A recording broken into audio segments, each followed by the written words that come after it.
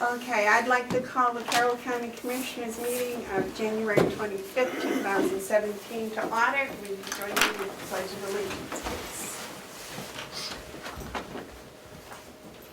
I pledge allegiance to the flag of the United States of America and to the republic for which it stands, one nation, under God, indivisible, with liberty and justice for all. Do we have any public input? Oh, just one thing. Well, we talked about the drug court.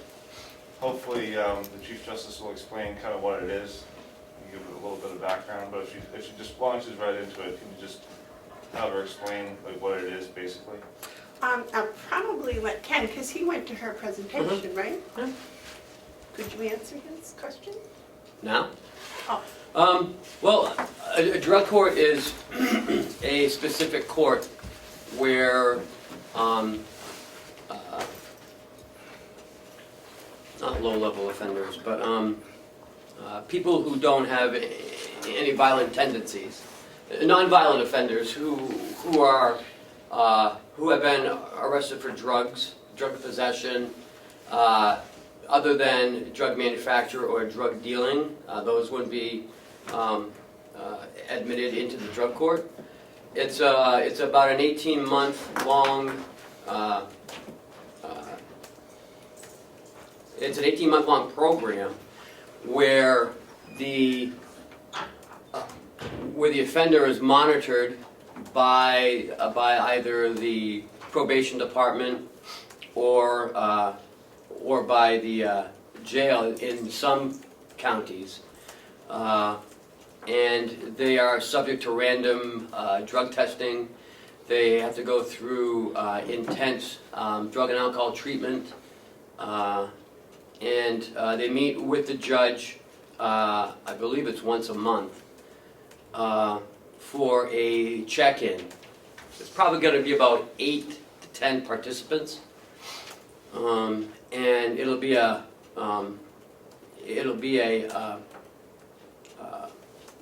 community effort between the county attorney's office, the judicial system, the probation department, and the jail. Currently, the state is offered to fund a grant for us for Carroll County to have a drug court. One of the issues I brought up at the meeting with Chief Justice Nader was when a participant is called for a random drug test, they have about 2 hours to report to the facility to do that random drug test. And if they're in Chatham, they're not going to get down here in like 2 hours, especially if they don't have a vehicle, if they don't have a license. So there are some issues with that, but in talking with the court, they said that they will work with us, possibly have a independent lab up in Conway area do the random drug testing for us, and hopefully one down here in the southern area. I'm not sure where. I guess when you say drug court, I'm just wondering if it's, they have to plead and there's a jury and is there all that, or how does No, it it goes, like I said, it goes through the county attorney. They are recommended to the program, and they are monitored pretty heavily. Mr. Babson has a comment, sir. I'm sorry. No, you go ahead. I'm trying to get her attention, but she's not. She Well, gave me no, with a new seating plan, she didn't even indicate she saw me, so. Well, I was listening to what Ken said. Do you have a comment? I will when he's done, Madam Chair. So they don't go through the normal court process? No, and after they complete the program, there is a graduation and their charges expunged. So they don't have a trial? No. Essentially they plead guilty? Yes. Okay. Okay. Thank you. Yes, sir. Thank you. I'm going to take this opportunity to blow my own horn. when it comes to the drug courts. I don't know any other representative. I think I did when I was a rep, maybe it was 2 years out. I went down to graduation for the drug court in Stratford County. And it was, without a doubt, one of the most moving, educational trips that I have ever made. These people, they are convicted, Ken. I don't think you said. Yeah. And They plead guilty, Yeah. and then they go through the process. And they develop, and there's a psychologist, a judge, everybody's involved in this process of saving these unfortunate people, and the record for success is quite outstanding. But you really have to go, and David, find out when graduation is and go down to one of them and sit there and listen to these people's stories. Or you can go down the day they all go to court and find out what they've done bad. Remember, Ken, where were we, up in Grafton? Up in Grafton, yeah. There's quite a difference between graduation, when the young person is, and they're mostly young, have gotten through the program successfully, and when they're going through it, as we heard in Grafton County. I can't tell you, Damon, how beneficial it would be if you're gonna write stories on the drug court, to go down and listen to one of these sessions. And I think all representatives, before they even vote for it, should go down and listen, but that's beyond my control. I'm sorry. Mr. Hounsell, and then I have no problem with helping people improve in any areas of their life. And I recognize the intent of the drug court is a noble one, and it's good to hear the stories of success. That's what we all want to participate in. My concern and my hesitancy to embrace the drug court at this point is found in what seems to be a tendency in the judiciary of late to mollycoddle offenders. We see in this county, time and time again, something that confuses people, confuses me, that people are indicted or charged and brought to court and released on bail, and conditions of bail are set, and those conditions aren't always met, and the perpetrator will find themselves back in court, and little is done about it. I see that there's a good intention from the court to do something to alleviate this terrible epidemic that's facing all of us, and the rush to do that may be moving us towards a way from the judiciary where we segment offenders. Now we're talking about a drug court. Perhaps there's going to be a DWI court. Perhaps there's going to be other initiatives by the judiciary that actually reaches outside of their purview and into the purview of the rest of government, and that is to address these problems. I'm not saying that I won't support the drug court. I'm just saying that are we heading down a path where the courts are going to look for the solutions that are really not their purview. Their purview is to seek justice, not necessarily to solve every social problem that we have. My heart goes out for those offenders who are not your typical criminal, but at the same time, I'm concerned that the expense of creating something for a particular group of offenders may lead to similar attempts to alleviate problems from other groups of offenders. So I'm looking forward to hearing what Chief Justice Nato has to say today, but I am not convinced that drug court is in the best interest of the people of Carroll County. yes, Ken. They also have, now they've started up mental health courts as well. You know, because mental health, 10 years ago, you know, they reduced funding for the hospital in Concord. They slashed beds. And so where did these people go who committed crimes because they had some mental health issues? Well, they went to jail. And that's not the right place for these people. Well, I don't think this is probably the right place to discuss this. This is more of a public forum, I think. Yes. And I do, Madam Chairman, want to speak on that point, because that's exactly what I'm talking about. The legislature, in all its wisdom or lack thereof, has decided not to address the problem of the mentally ill and getting care for them through the expected process of legislative action and executive administration. We're seeing here, now that we're talking about the mental health court, we're seeing the judiciary taking steps to circumvent what is a legislative prerogative by trying to create something within their judicial branch, which quite frankly is something that belongs in the executive branch. So again, I'm not opposed to taking a look at these, but I think it's the wrong branch of government that's leading the way, and that causes me concern. Is there any other comments? Any other public input? Okay, thank you. If we could continue, the first thing on our work session is, we talked last week about getting a program that would print electronic checks with signatures on them. Madam Chairman, excuse me, we The point of order. do the minutes. Okay. I stand corrected. Apparently on my agenda, there's no, I see, here it is. It was before the public input. All right, do we have a motion for the minutes? I'll make a motion, we approve the minutes of January 18th. Do we have a second? I'll second, but I want to make a comment. Any discussion? Yes. I'd like to have time to review these. I just literally moved the agenda to the top of the minutes, and I haven't had that chance. They weren't emailed.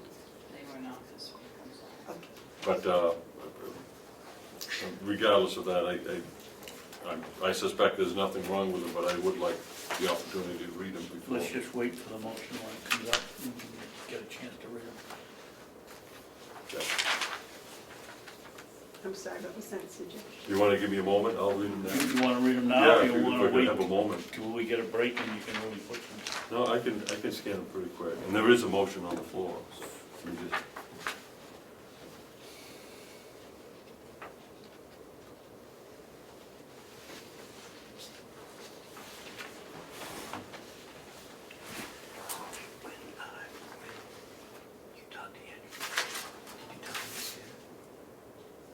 When you talked to Anna on the phone about Solar Gardens, did you tell him that the meeting was here?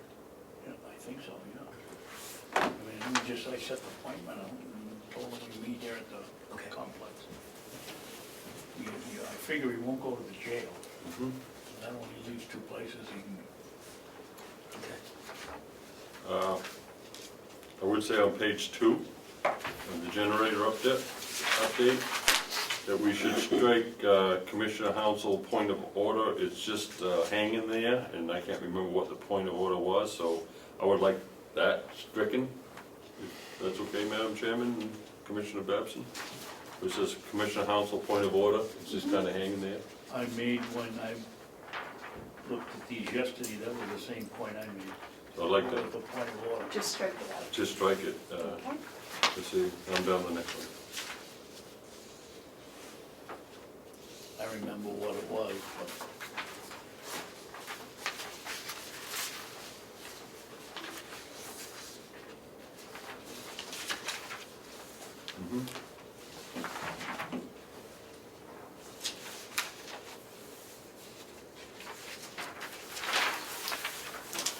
That, Madam Chairman, that's the only correction that I would have, and if we can make that correction, I'd be happy to. Okay, and what I was going to suggest is that I will write the correction in, and each of us initial it, and then sign the back, and that way it's, Is that okay?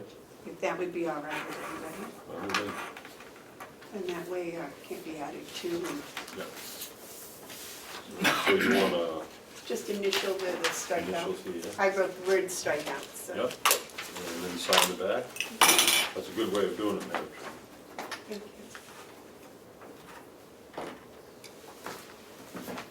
Thank you.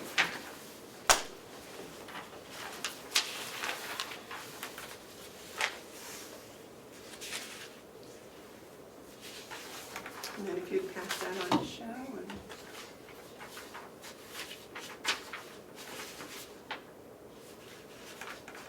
I'm gonna put 125 on here as the date we struck it out. If you don't object. No? That's a good addition.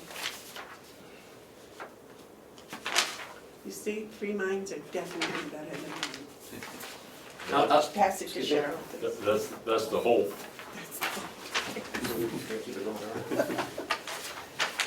Okay, now, on to the electronic check and manifest. The price was $14.50 for both the, for all the checks. Madam And- Chair, excuse me, there was a motion made, but I don't It believe, was seconded. it was seconded, but we didn't get the vote. Oh, okay. We didn't vote. Okay, the motion was made and seconded to approve the minutes of 1/11. 11. All those in favor?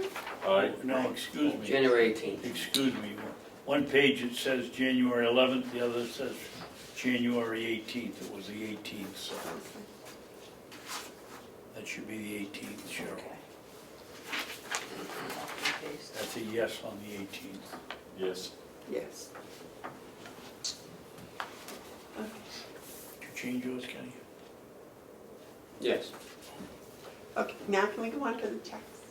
I'm kind of excited about this. It was for 2 years, is that correct?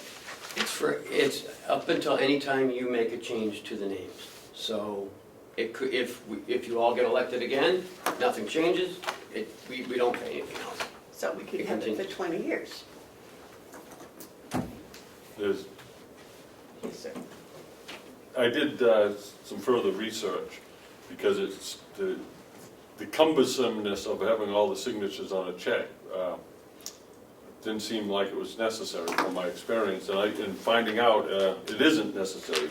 The way I think we should do this, and I won't, you know, if you guys want to go with the 3 signatures, that's fine, I'll go along with that, but I would suggest that we do, being a minimalist that I am, we can achieve what we want to achieve by, which is to approve invoices for payment through the manifest, and to sign the checks so that they're legal documents. We can achieve that by signing the manifest and having a signature line that only has the signature requirement of the treasurer. And we would not have to actually have our names signed to the checks. I believe that is a more efficient, most affordable way to do it.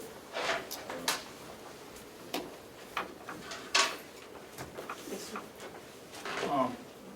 Commissioner Hounsell, where did you get that information? Because From, for 4 years, they've always said to me that we had to have at least, the treasurer had to be a live signature, and we had to have another one, it could be a stamp. Who do we check with? Who did you check with? I checked with two agencies that I'm familiar with, the Town of Conway through the finance director. That's how they do it, and my recollection that when I was on the Board of Selectmen, that we signed the manifest and that was it. The checks went out with the signature of the treasurer, which is required. The school district is the same thing. I know that also from experience, because in 2007 I served as the school district's treasurer, and it was only my signature that was required. But I wouldn't sign it unless I had a manifest document from the school board authorizing payment. Is that the RSA's you're perusing? Yeah, I don't believe that it requires a live signature. Does it require a signature, Yes. though, of the commissioner? Treasurer. No, it doesn't, no, it says the commissioners will authorize payment. It doesn't say that they have to sign the check. So authorizing payment would be signing the The manifest, manifest? Yes. Yes. Wouldn't it be a good idea to check with a bank that we do the business with and see what their requirements are? I think that would be a, I can tell you from my past experience that the county commissioners didn't sign checks. There was all did you bank Printed. with Northern Bank, with Northern Bank, or the bank Bank that in we New use? Hampshire. Citizens, Northway Bank, all the same banks. I think, But, so they have traditionally done it, and nobody knows what the reason for the doing it. Is that correct? Yeah, so why don't we wait a week and we can call out the bank that we work with and see what their requirements is. for, Okay, and maybe we can check and see why it's been done traditionally, yes. I agree with Commissioner Babson. Something like this, we want to get it right, and there's not a hurry. So I would like in the next week to not only check with the bank, but to check with DRA or someone at this, somewhere check the requirement, because it is a fact that not everyone does it our way. And it may, if it's grounded in tradition, then we need to look at it. If it's grounded in that we're right and they're wrong, that might be good revelation for them. So I agree that we should wait a week. Okay, I'm thinking maybe part of the tradition is that the people in the county elect us to watch over their money. And I total agreement that that's what we should do. And I will be very diligent to look at the invoices, because I'm looking at that one that's authorized payment to the state for the BEAS, because I'm not signing that one. Okay, well, I have an update on that at the end of the meeting, so Yep. I think that will be informative. Okay.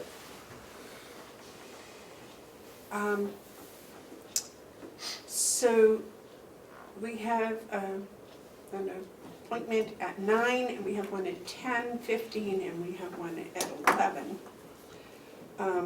We are early because we started right on time. So maybe we should skip on down to the administrator's update while we wait for our appointments. Sure. I have a few line item transfers today. Actually, I have 3 line item transfers. One is for, I think it's $11.36 to the travel expenses of the medical examiner's office. And we're taking it out of the same line from the physician services. The medical examiner is, as you know, unanticipated deaths, unsupervised deaths, and we have to pay those costs that happen in our county. Maybe we could get a certain doctor that's here today to volunteer for the job. We I have don't think to- she wants to do that. We have to vote on these, right? Yes. Make a Yes. motion and second. and I that. move that we approve the funding request identified as request number 32. Okay, do we have a second? Yeah. All those in favor of accepting request number 32 for $11.30? Mark, you want to just put the amount in? Oh, yes, $11.36. Thank you. All those in favor? Aye. Joe, did you get that? Yes. Yeah, thank you. And I'll send them back to you. The next request is number 31. It's to transfer some money from the medical insurance line into the food line. It's a little $6,681.50. We have more borders, and we have some offsetting revenue for that as well, The insurance line for which? from the jail in the medical insurance line. Yes, sir. I'll make a motion. Second? I'll make a motion that we approve the transfer request identified as number 31 in the amount of $6,681.50. Discussion. Is that going, Ken, is that going to carry us through to the end of the road? That's it. That's it. That's it. All these are it. Second. Yes. All those in favor of transferring line item 31 for the amount of $6,681.50, say aye. Aye. Aye. Those opposed? We're getting here. And- That's not perfection. And the last one is number 33. With excellence. It's, I'd like to transfer $100 from maintenance repair in the DPW to the generator repair line for $100. Currently we have $3,219. The cost to repair the water and sewer generator is $3,680. Is three, what? $3,680.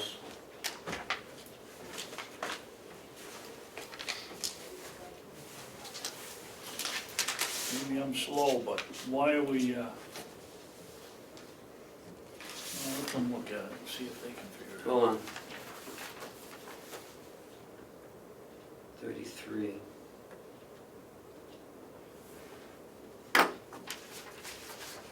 Can we go back to that one later? I just saw something that doesn't make sense. Doesn't make sense. So, that's number 31, that was good. I guess these, Andrew. Yes. Hey. All right. Nice to meet you. Ken Robichaud. Carrie, how are you? Recess. What you guys On going 9 o'clock. do your presentation? We're gonna go right into that. Are we done with transfers? We are for right now. For right now, And yeah, we're I ready gotta figure out. for our 9 o'clock appointment? Hi, how are you? Andrew. Good to meet Nice to you. meet you. Hi, Andrew Kelly. Nice to meet you, Mr. Keller. Nice to meet you. This is Carrie. Carrie takes Carrie, care of all of our how are you, man? operations. Hi. How are you, Hey, sir? Babson, you? Nice to meet you, finally. This is Carrie. Karen, this is Babson. Nice to meet you. Dan Jackson. These are the representatives of Solar Gardens. I love that name, I must admit. Thanks. Now, Ken, Yes. Can Dr. Jackson come up to the table? Or he's sort of here listening and going to help us. Okay, would you like to explain who she is? This is Dr. Jackson from Tamworth, who's been a recycler, energy and environmentalist for many more years than she wants to admit. She really is. She has panels on her own home and she's a wealth of knowledge. Great. Nice to meet you. May I also introduce Mary Ann Jackson? She has done tremendous work at the high school, Kenneth High School. She's very up on solar, and she sees it as an opportunity, and she has demonstrated extreme patience as she attempts to educate the rest of us on the potential advantages. Great. Good to have you. Thank you. I mean, and I'm here as much to learn Great. about your, I'm eager to hear your proposals as well, Great. compared to what I've seen. Thank you. Okay, so we'll turn it over to you, Andrew. Thank you. So thanks everybody for having us this morning. I brought an example of the proposed, like a executive summary of some options that the county could consider, which I'll share with our business card. And this was helpful. I was able to get a copy of the mapping of the county complex as it relates to the prime farmlands, and how to look at it from what's usable land, what is preferred land to use or not to use. And this gave me a good kind of roadmap of how to kind of put some ideas together.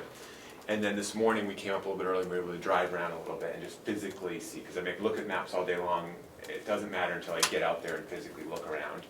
And I'll get into it in a second, but one of the most important details I found is that we've got a split town. You've got Co-op coming in on one side, you've got Eversource coming in on another side, and that creates some complexities to the process that I'll get into in a minute. But let me share, this is one, I have 4 color copies, and I brought a couple extra black and white copies in case we need some extras.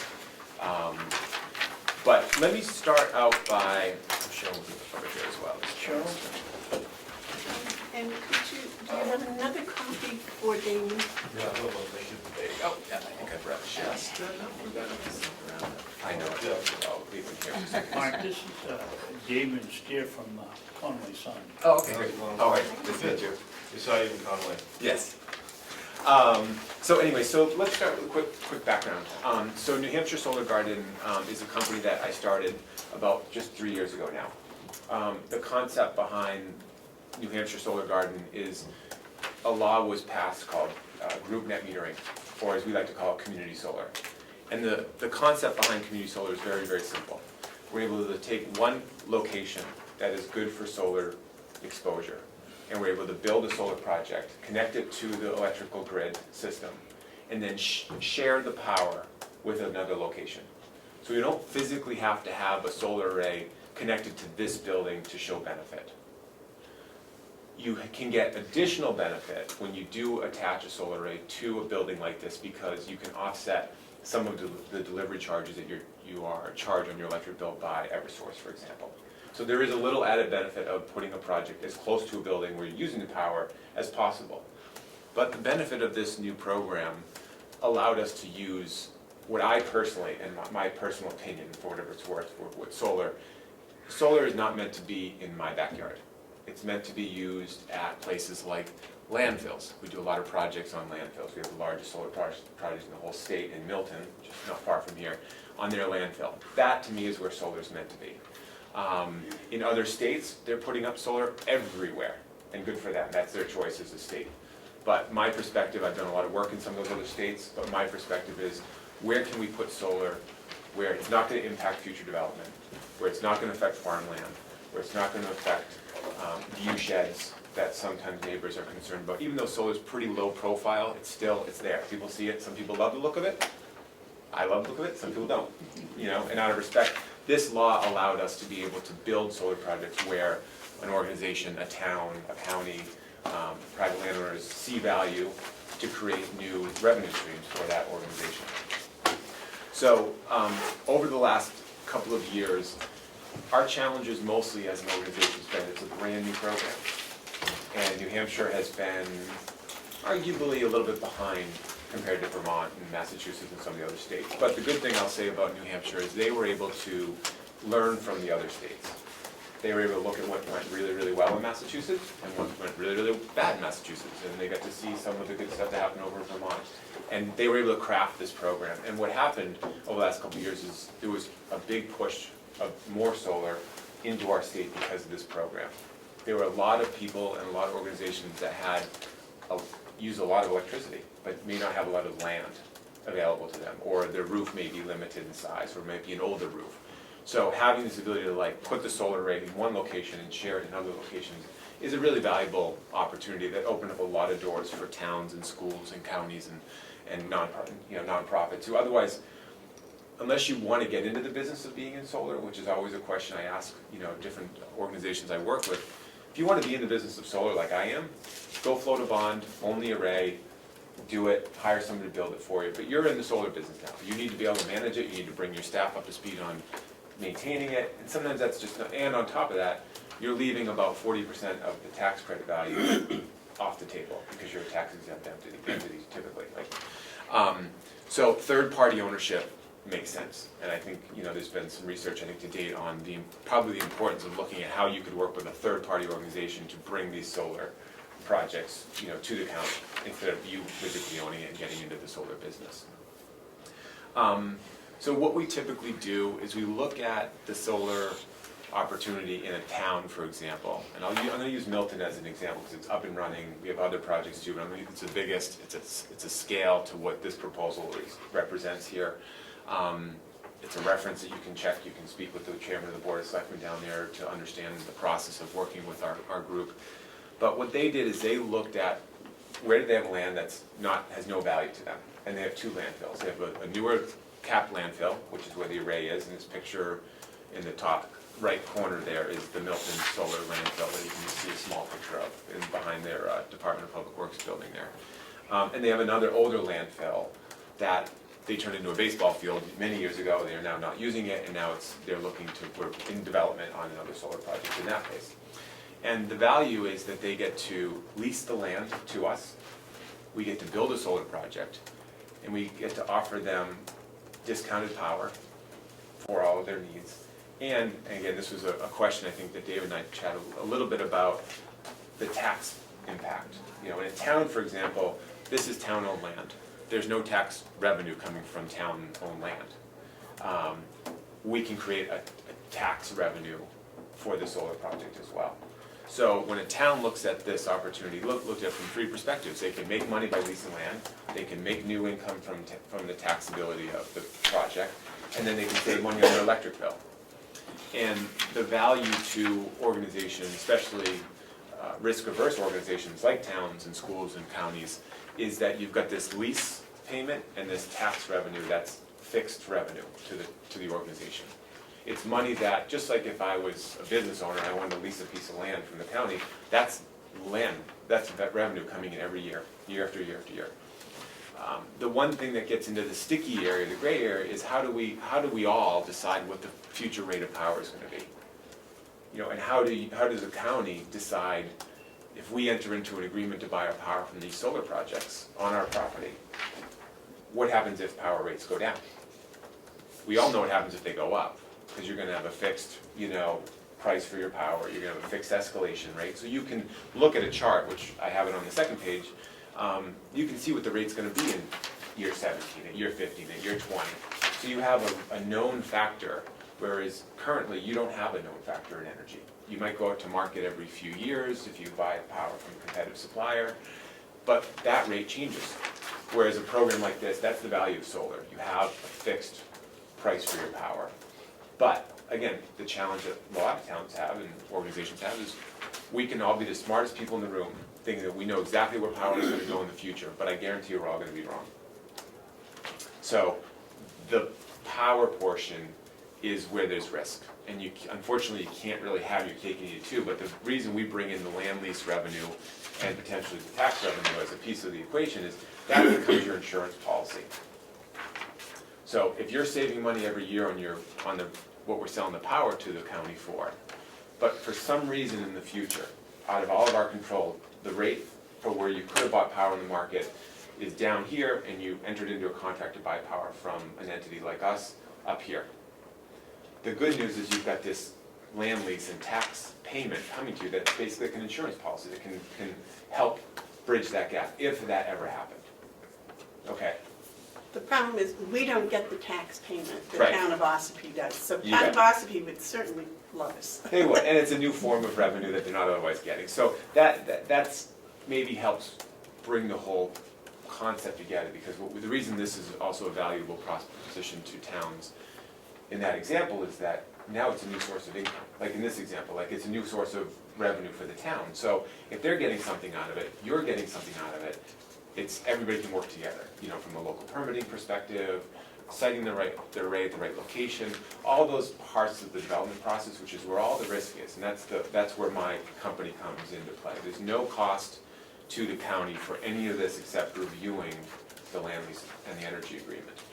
So you have a county attorney, I'm assuming they're on some type of retainer. This would be a part of like next month's time spent for looking over this agreement if you got to that point.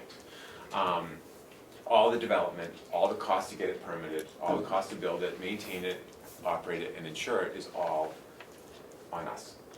So the benefit to the county is new revenue from the land lease in this situation and savings on the electric bill. And I understand that's around $83,000 the first year. Correct, exactly. So so let me get into a little bit of the details of what I envision for the county.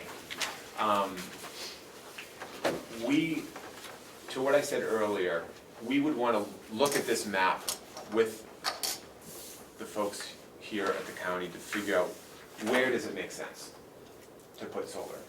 And my only need that I have is obviously we want to stay out of wetlands. That's obviously a no-brainer, probably, as you would understand. But we need to be as close to the electrical lines as possible. So we've got three-phase power coming up from this direction, coming up to the complex this way, and you've got New Hampshire Electric Co-op three-phase coming the other direction. So we can't put a solar array on New Hampshire Electric Co-op side and send the power to you on the Eversource side. That's one of the restrictions. But wait just a minute, let me clarify. We get power from New Hampshire Co-op, right? No. Eversource. No. It's just Eversource? Well, We buy the electricity from Eversource, but it's delivered across co-op's lines, Yeah, so in that situation, the way the law, co-op.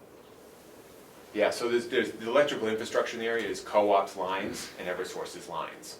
So the way the law is written to be able to do this, do these projects the way I've defined them to you earlier, is that you need to be able to put the solar array on the side of the power lines that you are getting your power from. So if you're getting your power from Eversource, regardless of how they physically come across the lines, you have to put the solar garden on Eversource's lines because you're getting power from Eversource. We couldn't say, let's put it, and if you look at the map, everything up towards like where the shooting range is, that area is all co-op. Like you Right. see the line come across, those are all co-op poles. So you couldn't put a solar array up there because it's on co-op's lines and then send the power through this program on the Eversource side. Madam Chairman? Yeah. Before we get into how it would work, I'd like to stay on the part of the conversation is why we should do it. Sure. Getting into where we would cite it or whose lines, what, and all the particulars, I think is the second half of the conversation that I would have interest in if I'm convinced of why we're doing it. Sure. Now, I'm gonna make my concerns known, not because I'm opposed to solar, because I'm definitely not. We have to do a risk-benefit analysis, I have to do one, to find out if it's worth it for us. And you're very good at articulating the benefits, and I have no argument there. My concern is to what advantage this is really to the county. I'm concerned that you seem to be a very aggressive, I won't say aggressive, that's not the word, a very determined entrepreneur. You've gone out and you've started something, saw an advantage, an opportunity, and you're to be commended for that. But my past experience is sometimes corporations or entities will start off that way, close the deal, you get it going, and then a new idea comes up in Mr. Keller's mind, and he goes on to something else, and Right. what's left behind? Yeah. The continuity of the service. If you were left in your company for some reason was to get into bankruptcy difficulty and went into receivership, and all those type of things have to be vetted out. Now, those can be determined, but when you say that the tax benefit is to the town of Ossipee, I've got to look at it from a county perspective. I have no problem with the town of Ossipee getting a tax advantage from this, even if it's on county land, and Sure. the tax advantage wouldn't go directly to the county. I have no problem with that, because Ossipee is a part of this county. But on the other hand, I don't want the rest of the county to be held with any risk or liability or undue circumstances should the project at some future date fails. Sure. And the county's left in the position of having either to make it happen or to go into the solar business, Yep. or even engaging in dismantling it, Sure. taking it to the dump. You got it. Those are concerns that I have to have answered before I can even get into a conversation of citing. Sure. So, explain to me, if you would, what exposure or potential risk there is for the county should we go along with doing this and the project goes south. Sure. No, great question. First, the easy answer to that is that all of our leases have decommissioning language, specific decommissioning language in there. So if there's a change in ownership, so my role as the developer, just like more than likely any company's gonna come from the county, is the developer portion of it. Right. And there's an ownership group they're a part of or is behind them.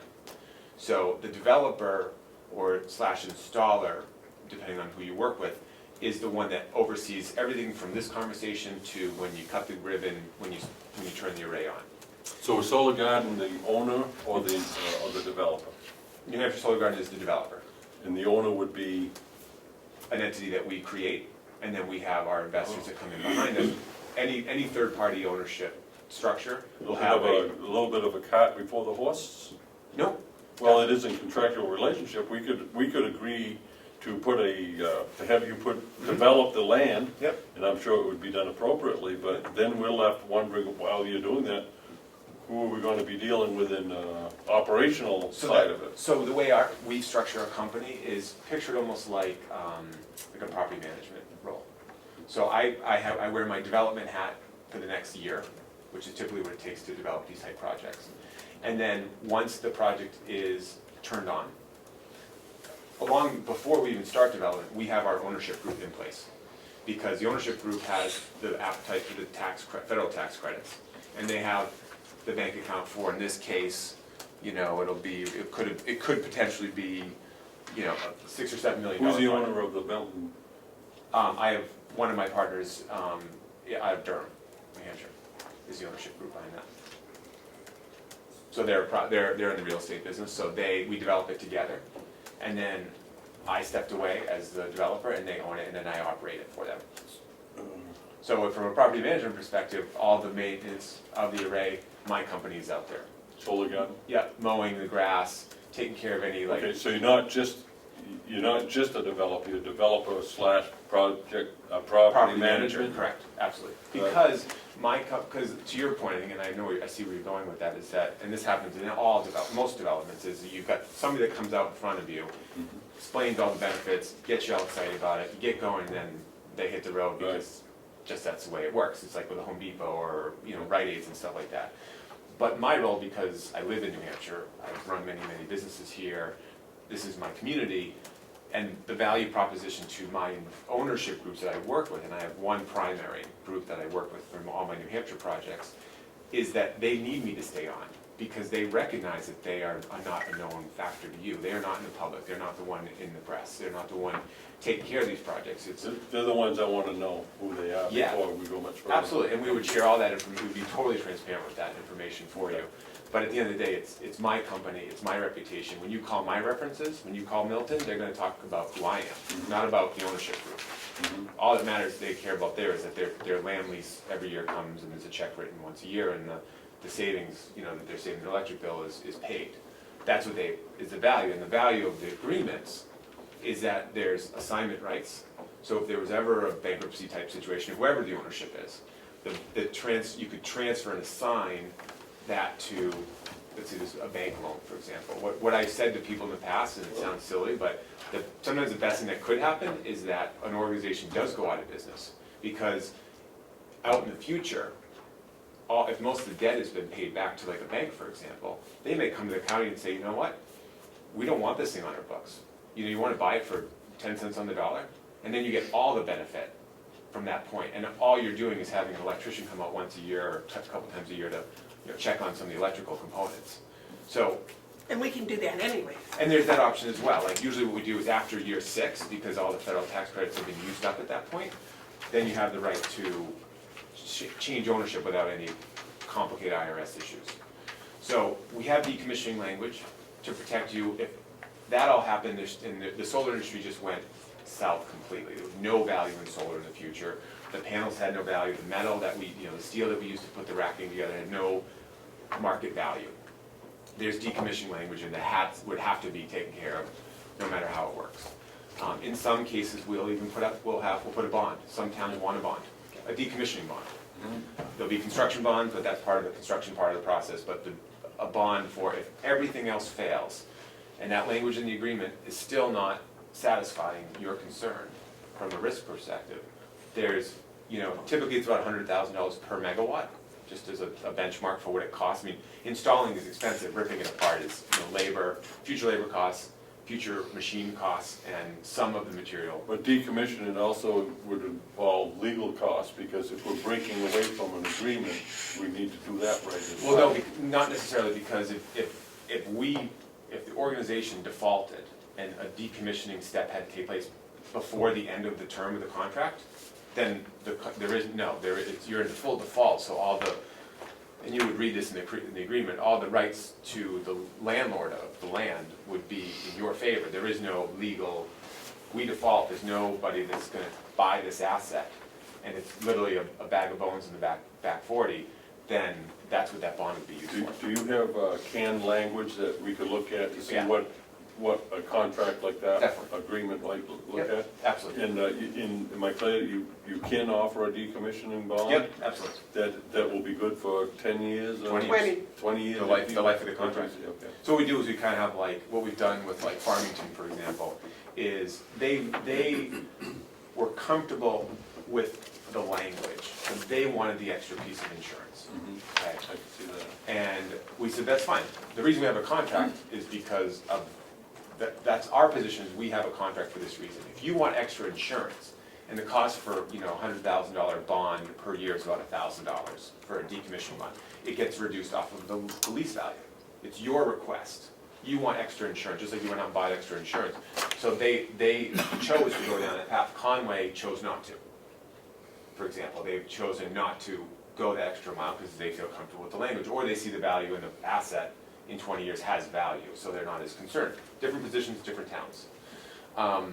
But at the end of the day, the risk I take is that the language that we used with Farmington, for example, was they commit to $1,000 per $100,000 per megawatt of decommissioning bonding. If, and I'm sure it will in the future, that bond value for that same $100,000 goes up, we bear the cost of that. So we're not saying it's all on Farmington to pay that cost. We're just saying, you wanted it for extra insurance. We understand it gets reduced the amount, so you're not paying us anything, we're just reducing the amount of the land lease value. But it's costing us something, even But though it we're is not costing. out of pocket. Absolutely. It's They want costing it, us because it reduces, the land lease value. So what's a decommission bond typically run, do you know? Do you have that figure? So right now, currently, we have one project where we have, it's $1,000 for 100,000. Gives us $1,000 of payment, of policy payment, gives us $100,000 worth of decommissioning value for a megawatt of solar Is that for the 20-year period, or is that for? per year, each year. So it's $20,000 over the life of the, Yeah. over the life of the agreement, it would be a $20,000 reduction in, The land lease value, which in these cases, they're, 26,000. yeah, that's for two projects, so it's $13,000 and $10,000 based on the type of projects that we build. So instead of being 13, it's 12, instead of 10, it's 9. So the net value to the county could be 12 and 9 versus 13 and 10, if that makes sense. Thank you. So those are really important questions, and they always come up, and we always address them in our language, just so for your comfort too, is that because we've done so many projects in New Hampshire, and probably about 80% of our projects are municipal of some nature, we've had well over a dozen New Hampshire municipal attorneys review our decommissioning language, our, assignment language, have gotten comfortable with the fact that we're not an out-of-town developer coming in saying, hey, we have this great idea. The minute you sign, we're back down to North Carolina to do projects down there. It's like we are a New Hampshire-based company developing work here, and we'll be here to, maintain them thereafter as well. but you can understand that my concern is Totally. that with Solar Gardens, it's who the Absolutely. final owner would be. You I'd got like to have some Yep. idea who that Yep, absolutely. might be. And when we get further on, we'd absolutely be totally transparent with that Thank you, information. Madam Chairman. You had a question, Commissioner Babson? Yeah. How do you develop your rates, Mark? When you talk, Andrew, And when you set this up, there's a difference. We were talking about the cost going down. Is there a way to set it up so that you have a determined difference between your cost and what we pay, whether it's up or down? Yep. So we do this on some of our smaller projects. And I'm just going to go back to your concern as well, because they kind of come together. My company also owns some of our solar projects. We are the ownership group. They're smaller because we're a small company. We're growing, and we can only own such size projects. We have our own tax benefits and so on. So to your point, we have started to structure some projects, and we have one with the town of Allenstown on their fire department that my company is going to be a part owner in. And it's a discount off of whatever their rate for power is. It's a discount off of that rate. But you can't have it up and down. It's like buying your oil. You have to have some protection somewhere. So what we do is we have like as an example, like a 10% discount off of the rate, whatever it is each year, but we build in a floor. So I believe with theirs, it was like a 10% discount, but we had an 8 cent per kilowatt hour floor. So the risk the county would be taking is if rates go below 8 cents, yes, you could be upside down. But you have this assumption that power rates are gonna go up. I mean, if we didn't believe that was the case, at least some incrementally it was gonna keep going up at some level, we probably wouldn't even be having this conversation because we all have to understand energy rates are going up. And our current rate, I believe, is 11 cents. Right, exactly. Madam Chair. Yeah. I know, I just a quick look at that, you factored in a 5% increase. Correct. Okay. We have to look at the realities of things that are going around us as well. And you're right, no one can predict rates, We can oil, try, propane, you can take a stab at it. But at the same time, we have to be cognizant of things that are happening that will affect the rates. Sure. And there are a number of us who are optimistic in the new administration of Governor Sununu, who has made it a point to, along with Senator Jeb Bradley and others, to Absolutely. attack rates. Totally. And my prediction, and I'm not happy to make this one, is that we will see Northern Pass, and we will see some changes that I believe, if everyone is looking optimistically, won't result in a 5% increase, but could very well result in substantial decreases. So, So if that throws. Like the nuclear power plant? Well, I don't know, whatever it might come, but I'm talking about however rates might come down. so I let me, think there's a general, at least anticipation or hope that they will come down. Now that, and it doesn't matter to me if it's coal or what it is, it's about how the rates might come down. There are people looking to bring those rates down. Okay. If they're successful, that changes things. so absolutely, so let me tell you why I have 5% in here, okay? The only thing we are confident about is what happened in the past. So Eversource's rates, this is their numbers, not mine, have gone up 7.9% or 7.6% for the last Right, 12 years. right, terrible. So, but they're obviously getting out of the generation business, Mhm. right? And we're always so quick to forget, unfortunately, in our world. If you look back 3 years ago, when there was a big spike in energy because of congestion, and people's rates went from 7 cents and 8 cents to 22 and 23 cents. Again, that was a 1-year issue, that was probably an anomaly to what is it's not the norm. But when people get out of the generation business, now they're getting into the commodity business. At the level of, over the next 4 years, 3 to 4 years, I'm not sure if you've followed this, but there's forward capacity issues in our New England region. And what forward capacity means is that we have power plants that are retiring yearly, some big ones that we're all probably pretty aware of. And every ratepayer, from the wholesale level all the way up to the Mrs. Smith on Main Street, is being charged in their rate a capacity piece. The capacity, forward capacity, is an auction that takes place at ISO New England I believe it's 3 years, the main auction. Very simple layman, what that means is that they need to guarantee that when we turn the lights on, the power will be there. So that capacity payment is a built-in, it's called an insurance policy, across the whole New England region. That forward capacity rate, over the last 4, 5, 6 years, I forget when they started the program, has averaged between this number won't be into, but just the comparison was between $2 and I think $4. It's going up to $15 next year. And that portion, Is that a monthly? that is. When you're talking, you gotta somehow put that in context. I'm gonna. Okay. So, and that increase Yeah, from $4 to $15 yeah. makes up 10 to 20% of our electric bill. So if 10 to 20% of the electric bill that we all pay today is going up by a factor of 4 in the next year or two, and then it comes down a little bit, and it kind of does one of these. Yeah. To your point, we don't know what rates are gonna be, but I can tell you, because there's an auction with fixed numbers you can go do your own math on, rates are gonna go up over the next couple of years. And I hope, and I actually am a big believer in Northern Pass for a lot of reasons, not just the environmental, but some of the economic impact to some of the counties that do get economic benefit from it. But even the most aggressive construction schedules is gonna put that out 5, 6, 7, 10 years maybe. And other ideas that, I think Governor Snow has some great ideas and great vision for bringing in some of these other programs, because we have a big congestion issue in our state. And that's where the problem is, it's congestion, it's not the power, the cost of the power is out there, it's getting it from there to here is the big issue. So, again, even the most aggressive projects are not gonna be built in his administration, depending on if he gets reelected, and it could be a 6 to 10 year process. So I've gone through this exercise that what the concern is, and we looked at what happens if rates continue to go at a pace that we all know is somewhat realistic based on capacity, based on what we've seen in the past, but then it completely goes on its head and goes to completely, eventually when Northern Pass gets built, eventually when natural gas pipelines are built and we get more power up here, the rates start de-escalating. Can we get a sheet?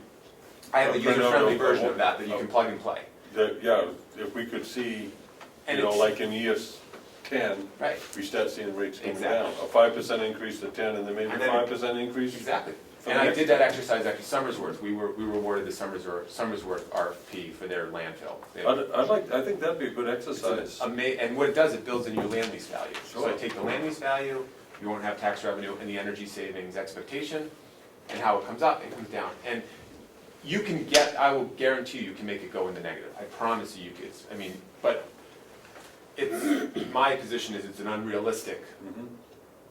goal. And really what it is, it's like, let's go up 5% for 10 years, and let's go down for 5% for 10 years. And probably at year 20, year 25, you're probably, all the savings you captured in the first 10 years, that you start to eventually shrink and then start eating into in reverse. At the end of the contract, you might have eaten up all, if that happened, exactly in that perfect curve, you might be in a position where you came out even. Madam Now, Chair? when that starts to happen, though, we have the option of buying You the do. grid ourselves, And and then you have all the that value. would stop it. That would stop it, absolutely. See, so we can, That's a good point, that's a great anytime stopgap. that happens, we can, After year 6, you have that Shut it option. off. You got it. I'd like to do that exercise, not because I think that's what's gonna happen, but I think that's a fair way of looking at what this is worth in the long range.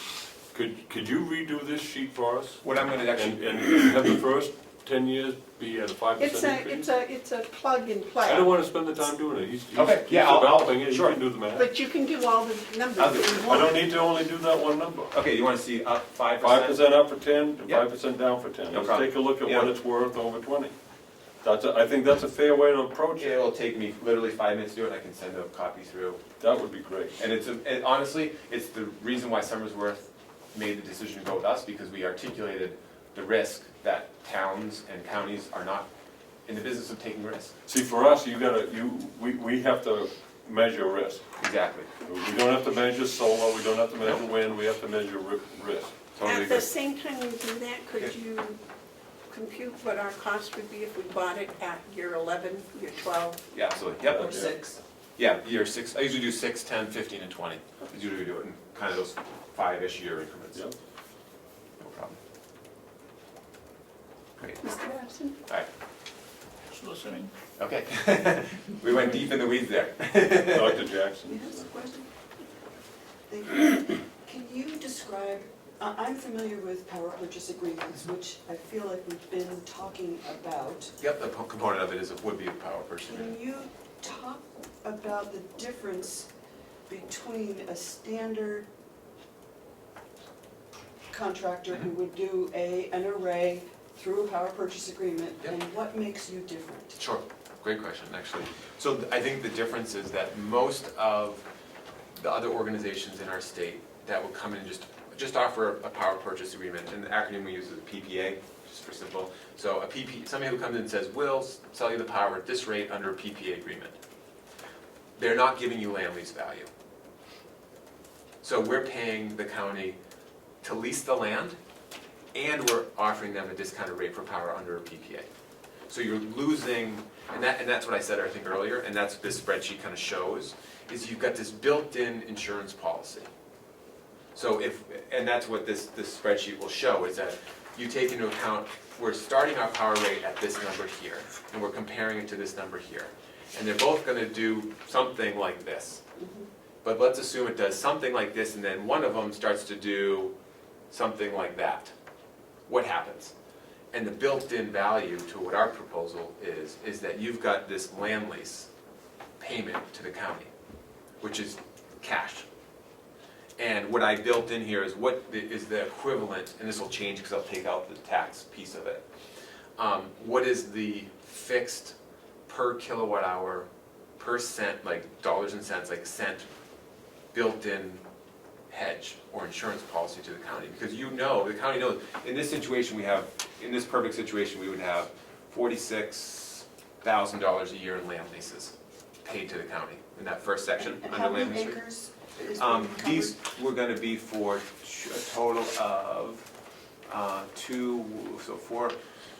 about 20 acres of land. How are those, That's a lot.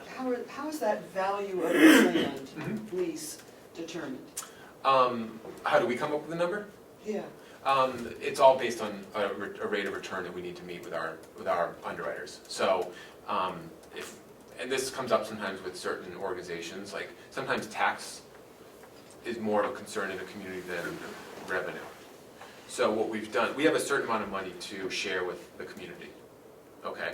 And that is the form of energy savings, taxation to the town, and land lease value. So we have that pot of money, so to speak, that we can share. It doesn't have to be this much for this and that much for that. At the end of the day, we can't give more than what we have, so to speak. So sometimes what we do is the land lease rate goes down, the tax revenue goes up, because taxes are important for a certain community. We did that in Hillsborough, for example. Taxation was more important, so we brought up the pilot to the town, and we brought the lease down. I know that's not the situation here, but we have land lease value and energy savings. except it is pertinent maybe here. They absolutely are. If somebody's getting the tax revenue and somebody else is getting the land That's why I'm lease. taking that out. So in this situation, you've got land lease value and energy savings to the county. Those are the only two values to the county in this conversation. Unless Ossipee is willing to share its taxes with us. Right. I have another question, because when we first spoke, I think we were speaking about 9 acres or 10 acres, and now you're talking about 20.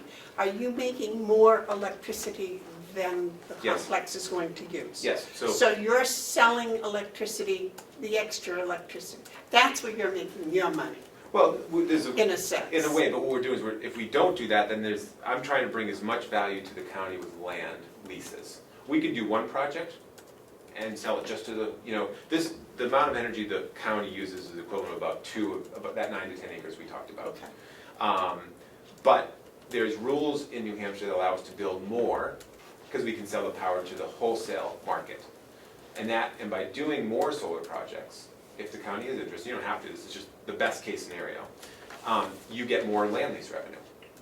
So the more land lease revenue that we share with the county protects you in that scenario on what happens if energy rates go down. Yeah, thank you. So then, in that case, if there were 20 acres, half of the electricity would be going to you and your investors. To the grid, we sell it to the power. But I mean, Yeah, the Yep, you got pocket it. of that money, the other half would come and take care of all of You got our it. electrical Agreed. needs. All of 100%. ours. you got it. I get you. I want to follow up on Dr. Jackson's inquiries here, because you have a pool of money that you can release to us, and it's based on three sub-pools that you can move from one to the other. You got it. So there's a pool of money that's targeted as tax credit. That doesn't apply to Right. us. And then there's one that's energy savings, that would apply to us. And then there's the lease, You that got it. would apply to us. Correct. If we take the tax credit bucket Mhm. and move all of that into the leased amount, in other words, there is no Well, we tax. have to pay taxes Oh, to, we have to Let pay me finish my taxes. sentence, please. I'm getting older, so it's hard for me to stay on Going track. from and one get- bucket to another. Yeah, interruptions are really hard. Well, it wasn't a tax credit. I know, but I was in the middle of a sentence, Madam Chairman, and it's difficult. I'll have to take a moment to get myself back. I think I know where you might be going with it. No, yeah, well, the tax credit is a pool of money that is not available to us, but is available to the town of Ossipee. Correct. Can that tax credit become available to us by increasing the pool of money that's available for lease. And not so much money available, or no money available for tax credit to the town of Ossipee. Is that a possibility? So, possibly, let me just make one definition clarification. So it's not a tax credit, Okay, it's a tax payment. tax payment.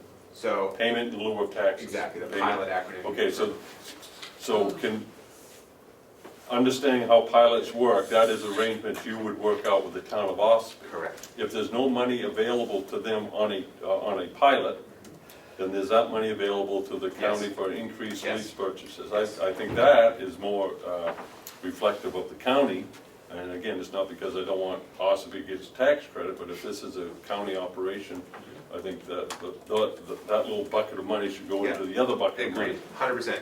My add-on to that point, sir, is that our position and the position of the ownership groups behind us is that a lot of communities in New Hampshire have exempt solar from a taxation perspective. Some of it's only really for residential, and some of it has a little gray area towards commercial. And some of them, Allenstown actually has made it broad across the whole spectrum. Our concern is that that is today, but in 5 or 10 years from now, what happens if that changes?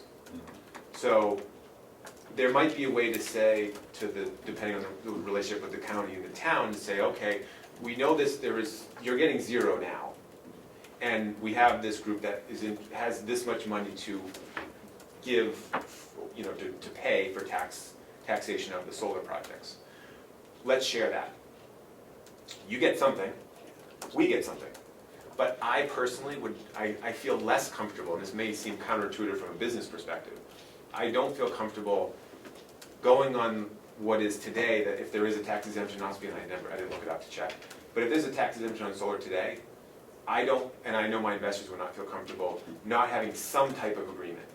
If it's either a methodology of taxation that meets like state regs, which we've done that in some communities, or a pilot, the payment in lieu of tax structure, because we'd rather know we have something of known factor for the life of the contract that in 10 years now there's a new change in rules, and now they're taxing it first dollar and last dollar out, and we're getting taxed.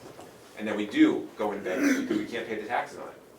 So I would say that, to your point, we go into the town together and say, we would like to have a pilot or a methodology of taxation. And we'd like to share, whatever percentage goes to the county, whatever share goes to the town. Well, the problem is that property, the 20 acres you're talking about, the town of Ossipee doesn't get any tax credit Agreed. currently. You're right. So I don't see them getting a tax credit, and it's not against Ossipee or anything, but why should they get a tax credit when a town such as Tamworth doesn't participate in any of the advantage of that tax credit? This is a county operation. Yeah, agreed. And so if the money is available to the county taxpayers by increased leasing, then I'm all in favor of foregoing any pilot program, because quite frankly, I don't see any involvement from the town. Sure. They don't currently collect taxes. Yeah, They're the not going to services be come from the supervising county. this, there's Agreed. no administration. They have really no more skin in the game than the town of Bartlett, Jackson, Agreed. or any other, or Wolfboro, or any town. I agree, I share your thoughts, and I would say the only way that I would want to just have some protection around that, of the example I just gave, is as long as there was some signature from the board of selectmen or the town officials. Why would you need a signature from someone that hasn't had any say in it? Why wouldn't you want a signature from Tamworth? I would want to know that if a new board of selectmen came in 5 years from now, or a new assessor came in 5 years from now in Ossipee and said, no, the rules, the statutes say that is real property, we can tax that. We have the right to tax that, like it's in our town, even though it's a county project. It is something that increases the value of that property. Not if the county owns it. Bob, you had a question? Bob is our general maintenance person. Oh, great, hi, how are you? Oh, great, thank you. This property is in current use, Okay, yep. right? And if it comes out of current use for this purpose, Yep. maybe then I don't have to pay taxes to the Yes. town of Ossipee. Yeah, the No, 10%. don't be so quick saying yes, that's county property. Right. And We if- pay taxes on If it. the county doesn't pay taxes to the town of Ossipee, and so if it's in current use or not, there's no repayment necessary for Okay. taking it out of current use. Because there was never any current use given. Then it's a process, Yes. it's a paperwork process. I believe Commissioner Hounsell was wrong. I was president of Space. Nobody is tax exempt from the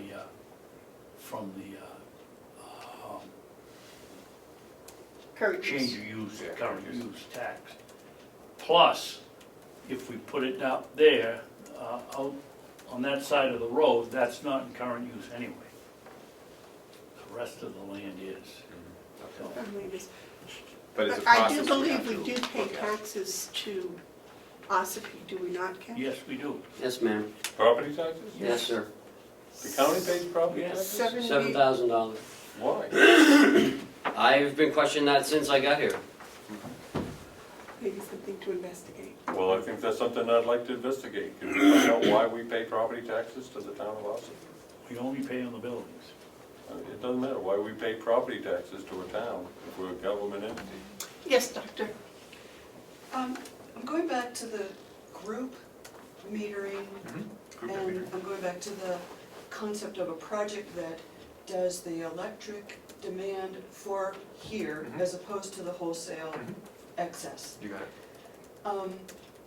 I'm very concerned, deeply concerned about what our state legislature's gonna do around net metering. Mhm. Of the hearing today, and I've got some information about that, as well as whatever the PUC comes up with in June. So to try to think about the amount, just the electricity that we would be using, how many meters are we on? Are we dependent on a net metering rate of retail rates for this to make financial sense? Um, And so I'm trying, it's a two-part question, because Yeah, I'm there trying you to go. figure out how many meters are we on, and what's the group part of it, and if they change the legislature around that. And even if we're on 1 meter, are we dependent on today's rates of net metering return? So, you bring up a really good question, and it's a little, I'm gonna do my best to explain it, because it's getting in a little bit in the weeds, so I'm gonna keep it kind of high level, is that the group net metering law, as we know it today, as the doctor shared, is in transition. They're moving into a new net metering tariff, a new net metering rate, a new way to deal with it, and the PUC is in the process of evaluating both options. Utility companies want it to be at the wholesale level, solar people want it on the retail level, and we're gonna land somewhere in the middle, and the nuances of the rules, we don't know yet. We won't know until June, like you said. The way that we structure our PPA agreements, which is also ties to the 909 rules, the state statute, is it's based on a group and a host. And the relationship between the group and the host is such that if the host is getting paid for the power by the utility at 11 cents, and the groups are gonna get their power from the host at 9 cents. So let me just, I'm Go ahead. with you, Yeah. but we are the group and the host. No, If Nope. we are, you're the group, I'm the host. I own the solar array. Different. The ownership, the meter, so we put one I'm solar array sorry, out in the I back get it, 40, I get it, okay, that's the host. you're right. So the host, the new solar project, the new entity that's been created, that owns that solar array, Yep, is the host, gets paid by the utility at 11 cents, let's just say, for the Yes. power we produce. The county meters or meter is the group. got it? So there's a delta there. Let's say there's 2 cents difference, for example, between the PPA rate here at 9 cents and what we're paid at 11 cents. Mhm. Okay? So that's an easy conversation. We're basically making sure that the county electric bill is 9 cents because we're paying the county delta between the default service rate, because the county has to be on the default service rate, as so does the host, right? Almost. Okay, so to be eligible for group net metering, the Yep. county has to go back on Eversource's default service rate. You can't be with a competitive supplier, Right, okay? right. So, the solar array, the host, is also on default service rate to get paid the power it produces, right? Yes. So the host is getting paid 11 cents to make the power. The county has to go back on default service rate and pay 11 cents to be eligible. Those are the nuances of the rule. The PPA agreement that we have with the county is for 9 cents. So we're taking 2 cents of our 11 that we made and paying it to the county to make sure their electric rate is 9 cents. Yep. Does that make sense? Mhm. That's just the basis of how it works. Let's talk the reverse, to your point. It's so simple, it's like, it's confusing. Yeah. The way that So the they wrote. PUC will I'm have no with you. effect on what we get for, So, exactly, so to the commissioner's point, so reverse it. Let's say that, so in the first couple of years, it works that way.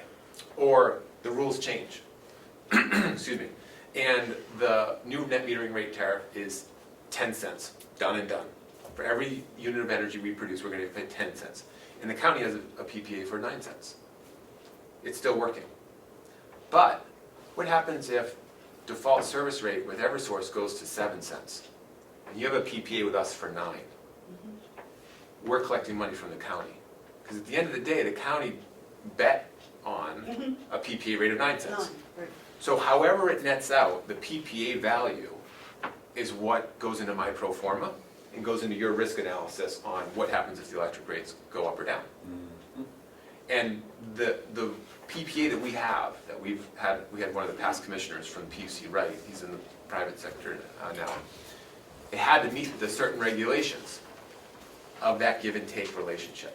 So to answer your, that's the technicality, to answer your question specifically is that if we have a PPA with the county at 9 cents, and the net metering rate changes up or down, it doesn't really matter. I mean, it would have to be really, really exaggerated in the wrong direction towards the wholesale rates to potentially complicate things. And the information that we know a little bit about where it's going is it's gonna probably land somewhere in the 10-cent range for the net metering rate tariff. That's why all of our PPA rates are sub 10 cents. Because we wanna make sure that we don't get into a situation where it goes dramatically the wrong way. But at the end of the day, still, if part of the rules are that the county has to be on default service rate goes to 7 cents, You bet wrong. you just bet wrong. If that makes sense, And buy it sooner, because now you're not gonna pay any rate. right? Right. Does that make sense? It's a little complicated, but does it make sense about Well, the I components think- of it? I think- tell me if I'm wrong. Yeah. What you're saying is that by entering as a group and you're the host, we are not as, you're taking the risk Mhm. of whatever the PUC or the legislature Mhm. does with group net Yep. metering, Correct. or just net metering in general. And if they close it down and now it's, you're reimbursed at wholesale rates, Right. not anything to do with retail rates, or Yep. to peak demand, or You any got other it. Time other of use, formula. all the other different formulas. So Yep. it would behoove us to act before June Mhm. as well. Yep. Because you're willing to make some agreements based on what you envision those negotiations are gonna be. You got it. And whatever that then becomes in June Mhm. could change these numbers. Exactly. We gotta live and die by that.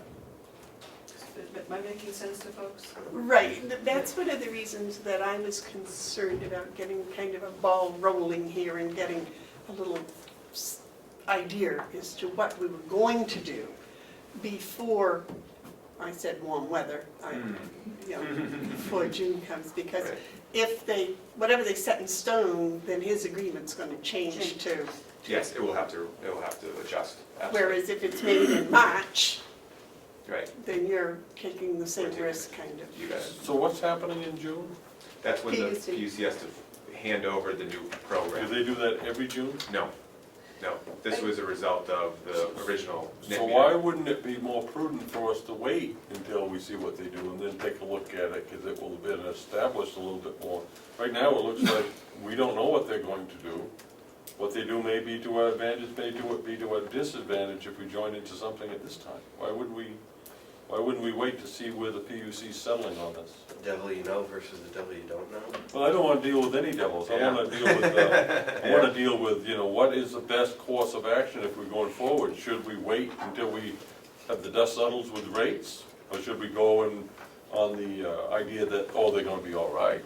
Which sounds a little bit like what we're doing here. Let's hurry in case. The information where we're at this point in the process that the PUC was told by the legislators what they had to do.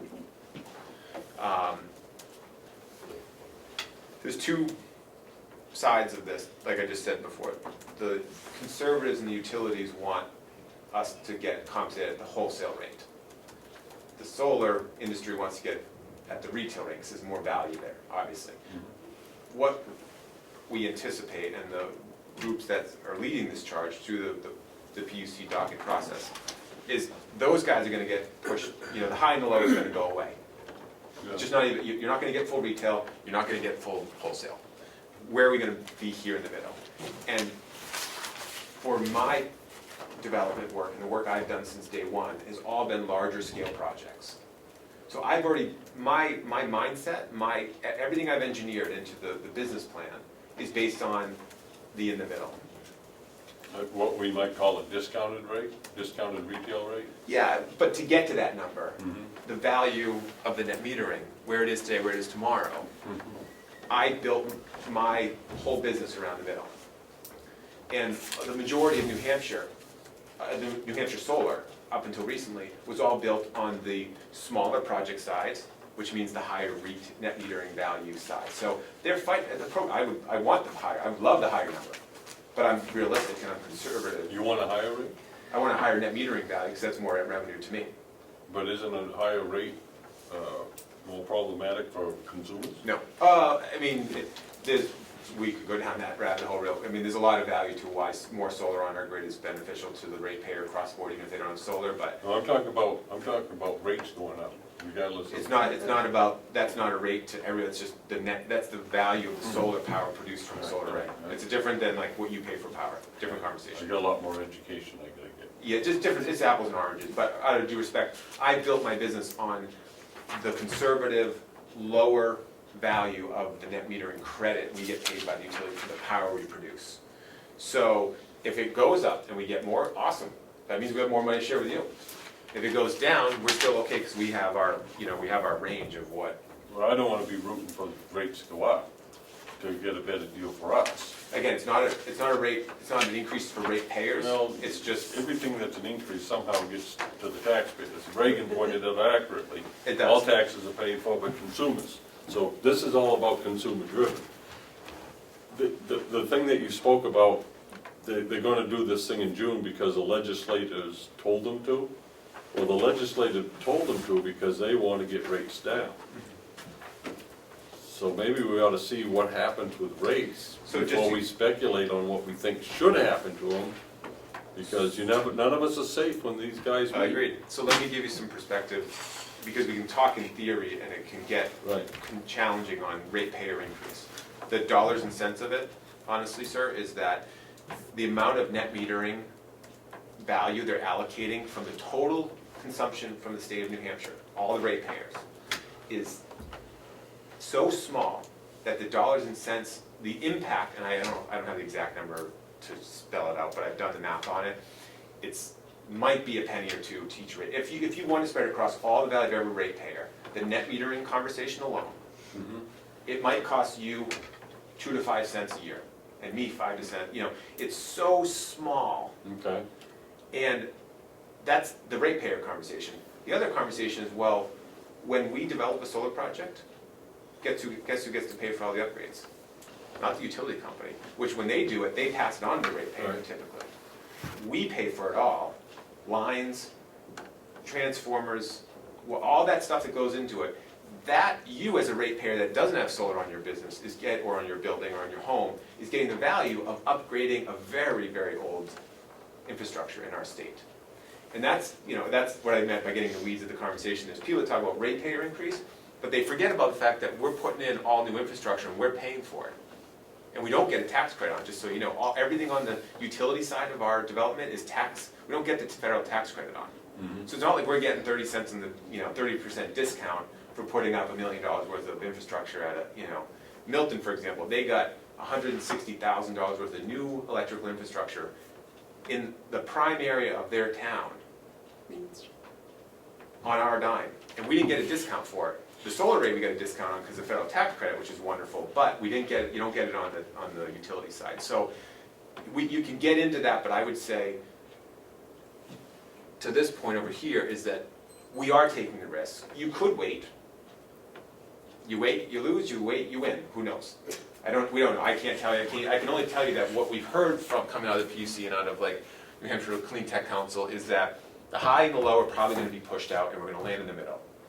My organization built it around the middle, and the value to the county. So you're saying these figures are based around an assumption that the net metering compensation is gonna be in the middle, not based on today's one-for-one. Nope, exactly, correct. Do you know what I'm saying, Mark? No, but I'm looking at the clock. Yeah, I and know, I know we're that this spending a lot of time. could be a 5-hour We conversation. could keep going. Because what That's a deep one to get into. what I wanna do is, and I appreciate that you're coming in and giving us a high level. Yep, absolutely, Before I can go forward, I'm gonna have to spend some time in the weeds. agreed, Because I need to have for myself a Yeah. clear understanding the risk, of, the risk. if we're gonna reward. go forward, do we take the risk before June or after June, or, you know? and Yeah. I wanna know about the pilot, there's a lot of weed stuff that we have to Definitely. delve into. I think we should start with the big one, you know, let's see if the math, Yeah. the answer's in the numbers, the math will tell us if there's enough reward for the risk the county's taking in the long term. We have another appointment at 10:15. Okay. So if you could share the other information that you wanted to share Yeah, with us. Citing. the Yeah, citing. I think there's only two last things that we can talk about, just to put a bookend on all this, and this has been like probably one of the more progressive conversations I've had at the first meeting, especially with a community that is in your position. Like towns, we don't get this deep into it, we don't get this deep into policy, which helps a group make a good decision, because you're looking at all aspects of it. The economics and the siting are just the last two pieces of it. Look, the siting issue, I very, very much respect, as I said earlier in the conversation, about where solar is supposed to be. So we are happy to take the lead of the county on where it makes the most sense. And I will tell you, from my experience, because I've done this many, many times over and over and over again, where you might think it might be a great spot, and I'm gonna tell you, I love it, but we can't do it, like they said, out in the fire range, you can't do it. We just don't have the rules that allow us, even though it might be the great area and a lot of red out there for like non-prime farmland, we just can't physically do it. So, and you might say, what about a little bit down the street? Well, the problem is there's only single-phase power coming towards the complex. We gotta be on the three-phase power. So I would look to the county resources and say, this is where we'd love to see it. And I can tell you from what I've driven around a little bit, and we're gonna drive by one little corner just to check one other spot out, to say, here's where I think it would work really well, because we're close to three-phase, it's kind of in the red or the yellowish areas of your farmland kind of designation. And then we could work to say, here's a couple of envelopes of areas that would meet the needs of this proposal. Because if we can provide the maximum amount of economic value to the county, it looks like 2 community solar projects that would take care of the county's needs, and 2 wholesale projects, which would just be additional revenue to the county. And if the county comes back and says, you know what, sounds great, but we really don't want to have 20 acres of solar on our complex. We're okay with 10. That's fine. Everything is linear, from siting to economics. So I broke out in the proposal, again, we'll update this, get rid of the tax piece of it, but you've got land lease value, and you've got the savings on your electric bill versus what we would offer you for that power. And those are the 2 legs of the stool that you can analyze. And the spreadsheet I share with you, I'll send it as an Excel in case you do get curious. There's like 2 cells you change, that's it, they're highlighted in yellow. It's a very user-friendly, it doesn't look, this is kind of the pretty version, but it shows you this same information. And I'll share that with the assumptions you asked, and let you dig in. Take some looks at maybe some areas around the property that you're like, hey, you know, this corner over here looks like really good to me, I think it'd be out of the way, and I'll take a look at it. And we can have that give and take together to the place where you do your homework, I can do my homework, and we can land back at a conversation like this that says, you know what, here's 3 locations, I love all of them, or I love 2 of them, I've had all my questions, I've called references, I've checked on this, I've checked on that. I feel like we can make a decision when we should move forward. And if that's pre-June or post-June, that's for you guys to decide. I can only give you the information to make that choice. So, Precursory, Yeah. like, where do you think they should go? so from driving around, there's a little bit of yellowish, which I know has local importance, but it's not green. I'm trying to stay away from green, was my first view. So there's some yellowish orange kind of up behind the courthouse. Where are we in? Oh, behind the courthouse. No, I mean, where, We're right there in the big circle, okay, roughly. yeah. We don't own the courthouse, so, But the land, oh, okay, We own so, the land behind the so courthouse. this, not yeah, behind it, we don't. that yellow isn't yours? Where's the courthouse? I think it's right here.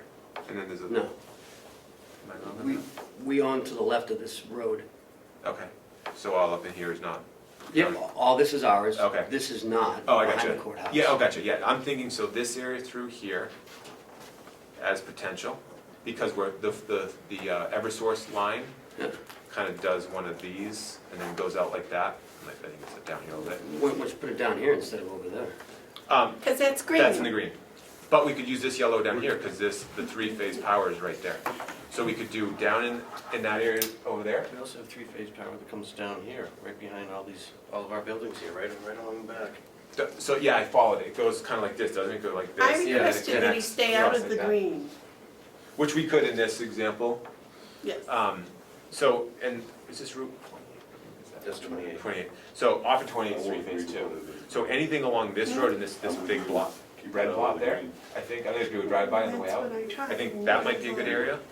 Anywhere through here, because we can tap the three-phase line that comes behind your property and keeps going down this way, like the one that goes to the field. Yep. That connects down over here. So this area, and up to this area. Everything over here is a no-go, and over here, because that's all off of the co-op side. That's gonna be a big discussion. What's on the co-op side? All the good stuff Up- that we up should here? put it.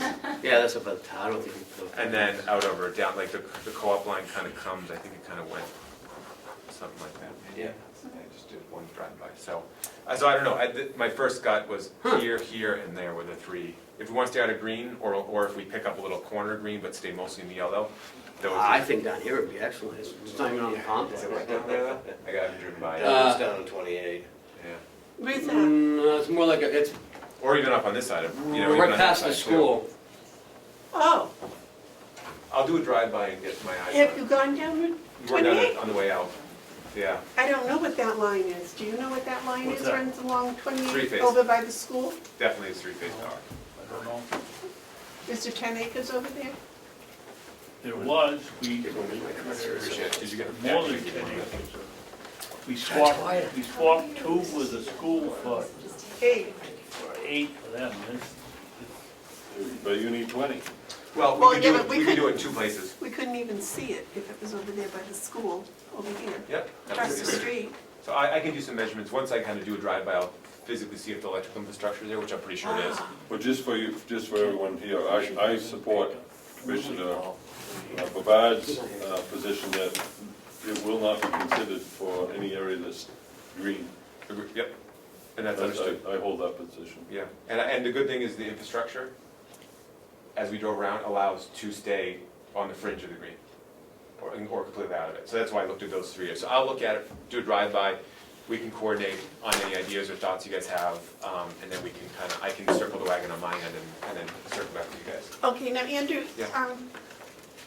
the commissioners, not this group of commissioners, but the other group of commissioners that were here before I came on, had already worked with Envision Revision. Revision, Yep. as I told you. Yep. And I think we may be looking at a third one?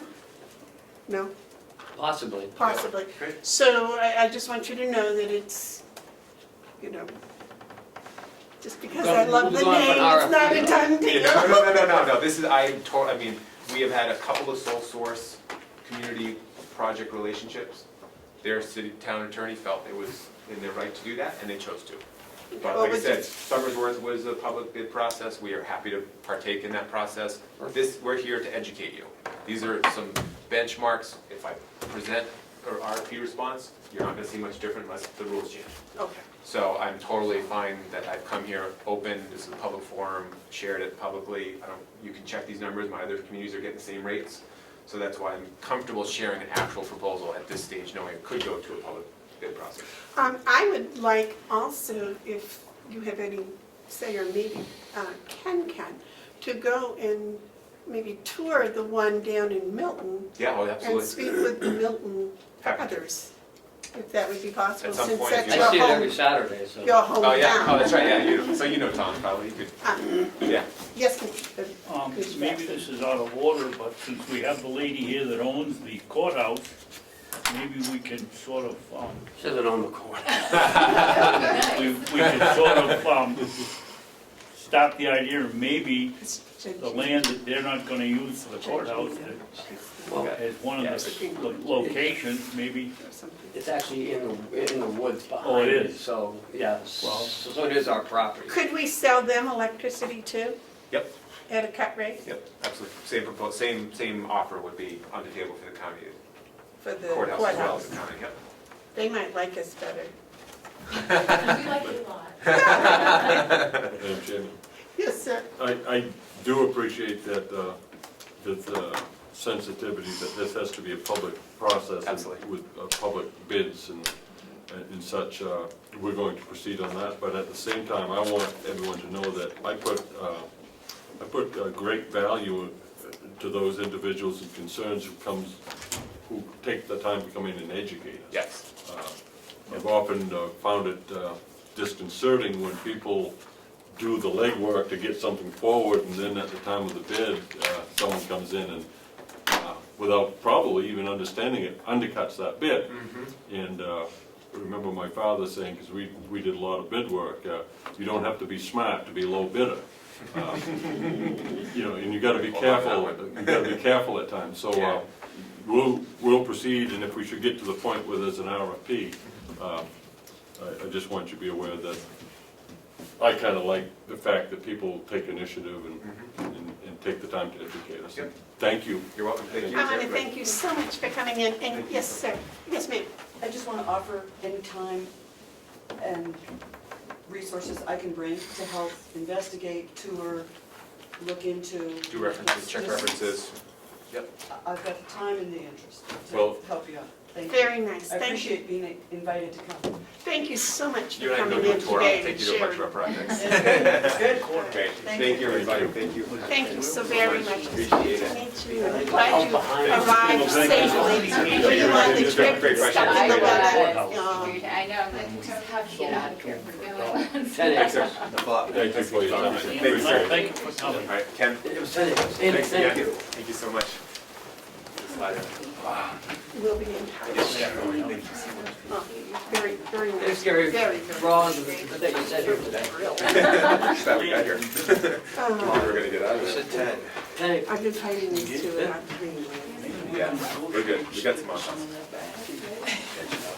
What do you got? They, Thank you so very, very much. Thank you, Bob, for coming to join us.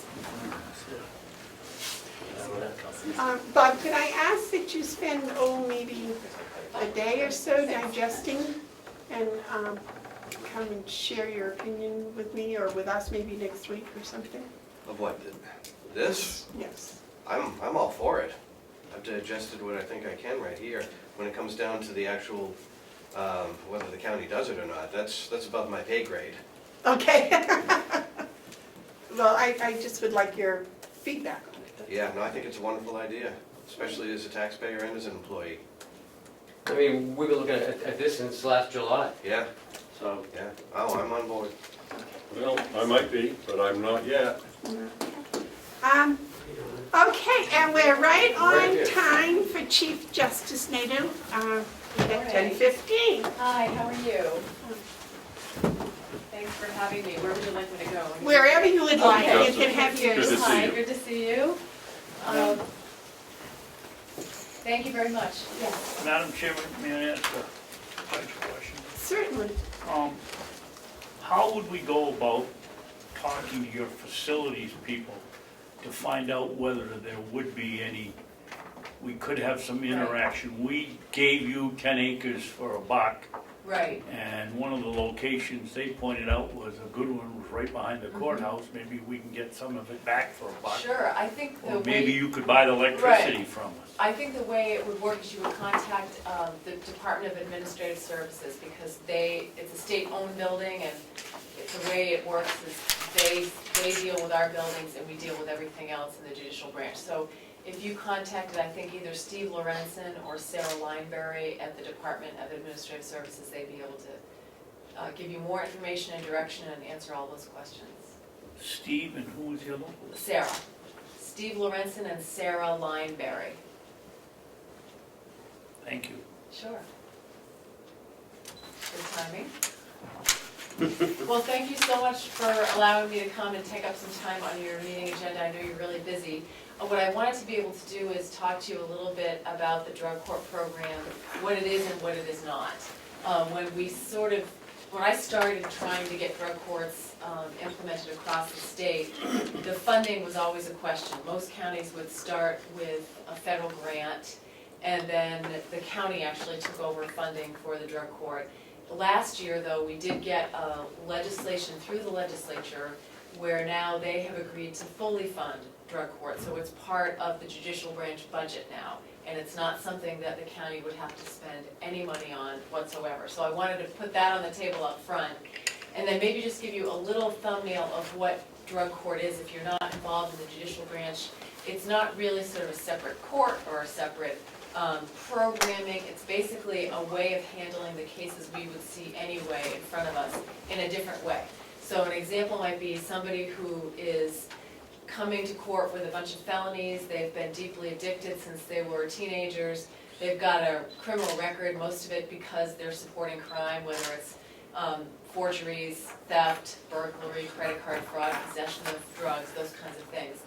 And without drug court, that person would come to court, judges would see them probably year after year after year. Their sanctions would escalate. They'd spend time in your county jail. Maybe the first time they don't spend any time, but then they spend 4 months in your jail, the next time 6 months, then they're off to the state prison, and we're not seeing a change in their behavior. So drug court is designed to target those people that we already see in the courtroom with felonies that would otherwise be going to your jail for a high-end sentence or the state prison for a low-end sentence. And we take those people and we get them assessed. Are they deeply addicted, and is this what's behind their crime? And then if that's true, then we, instead of putting them in your jail or in prison, they get a suspended sentence hanging over their head, then they're on probation for 4 years, and the first year and a half of probation, they have to complete the drug court program. And what that looks like basically is the offender attends treatment 3 hours a day, 3 days a week. They go to self-help meetings. They are random drug tested at least twice a week, which seems practical, absolutely, because on regular probation without drug court, they are told to show up every other Wednesday for a drug test. So they just learn to use around the test because they know when it's coming. But in drug court, they're random drug tested twice a week. They have case management and treatment services. And every Monday they show up in court in front of a judge and they have to talk about how they did the week before. And they might get incentives for doing well, like a chip or a gas card if they've done everything they're supposed to, or they get sanctions if they're not doing well. They might have to do community service or write an essay, and sometimes they do a couple of days in jail if they're not following rules. If they're relapsing, we know they're going to relapse because they are deeply addicted, then we make some treatment adjustments. But if they're refusing to show up to treatment, or if they're not showing up on time, or if they're lying about their drug tests, then they get some sanctions to address the behavior immediately. So drug court, it really combines treatment plus accountability of the court, and the person is constantly supervised. They come to court regularly, and the studies actually show that for this type of offender, drug court, when they graduate from drug court, they're about 22% likely to commit a new offense, versus the same type of person who went to jail for a year or prison for 2 years. When they get out, they're 60% or more likely to commit a new offense. So drug court is actually more successful at reducing crime, and I think the reason the state legislature was so supportive of it is you need to spend money and invest money in this program, but in the grand scheme of things, it costs $30,000 or more to keep someone in jail or prison for a year. It costs about $8,000 to $10,000 a year to treat them in the community, and you get better results. So that's why I think drug courts are important. They work. And what's really exciting about the new legislation is that now the counties are not on the hook for any money. And they wouldn't have been anyway. It's purely voluntary if the county was going to have to contribute any money. Originally, we started off by saying maybe it should be a 50-50 match. The state will put in 50%, the county will put in 50%, because Sometimes you're saving money at the county corrections facility because you're taking someone out of that jail setting and putting them in drug court, but sometimes you're also taking them out of the prison setting, so it's hard to tease out where are we really getting the best bang for our buck. But I think the smartest thing is to have it funded fully through the state. They've appropriated money in our judicial branch budget, and then that way, every 2 years, they can prioritize, is this where we want to spend our money on dealing with the heroin epidemic. So you really don't have to do anything. The way the drug court team works is we have a judge, we have the same prosecutor, and I know that your county attorney is very supportive of drug court. Well, she's right She's behind right me. behind you. Oh, good, she said she would be here, I'm glad to see you, hi, how are you? Nice to see you. You too. So you'd have Come up. sure. Can we never- Michaela, come on up. Oh, all right. And I brought Steve Steve, Wright, come on up. Hi, good to who's see going to you. be working with us in Great. programming. One of the reasons that I hired Steve is that he was so excited to work on programming and drug court. Great, So good, good. I thought that we should be here. So this is good, because I have a few questions when we get to it. Sure, Sit so, right in the chance. Get right up at the, Right. hold it right up. All right. Come from. Get Join your- our big Nice happy around. family. Can I get your coffee and omelet? David, would you like to join us too? so basically what would happen is if we started a drug court in Carroll County is you have a team and the team gets trained together and the team would include a prosecutor, a drug court prosecutor designated to drug court, a drug court public defender, that's the defense attorney that works on the team, a probation officer to do the supervision, so that's a statewide office, the judge, and then the judicial branch would contract with a treatment provider to provide treatment for the drug court. So that treatment provider would be a member of the team as well.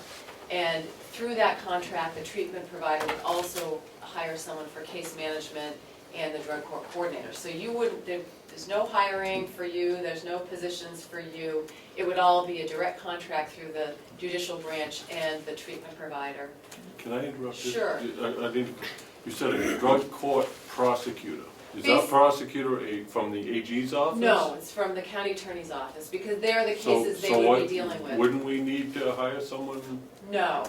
The reason you don't need to, Stratford County's been doing it for 10, 15 years, Grafton County the same, Rockingham County for 6 years, Nashua for about 3 years.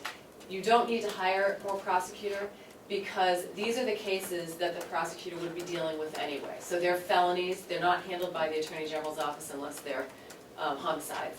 But wouldn't we be designating someone to be the drug court prosecutor? 3 hours a week, so that's what they would do. And they already spend 3 hours a Right, week. on those Right. cases. They're the same cases that they would be prosecuting Anyway. otherwise, so we're just switching how they're prosecuting them. Because my concern is this, I see a need for more prosecutors. You might have that But- need anyway. But that need can only be met to a certain level. Right. Am I now hearing that need is going to have an increased workload? No. No. In fact, we have not added judges for drug court. And the reason is because these are the cases, so let's take an example of someone who's charged with a felony.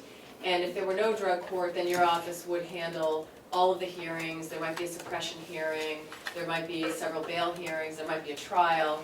And Oh, so so you're, you're not talking about really another whole exactly. thing, you're You got talking it. about a method. You got it. You're not talking about a creation of another level of That's exactly government. how to explain it. That It's makes a different method, difference. yes. Okay, And so you might argue that we're being more efficient with these cases. okay. So every Monday, we all would deal with, in Stratford County, they have 40 people that are in drug court that show up on Monday.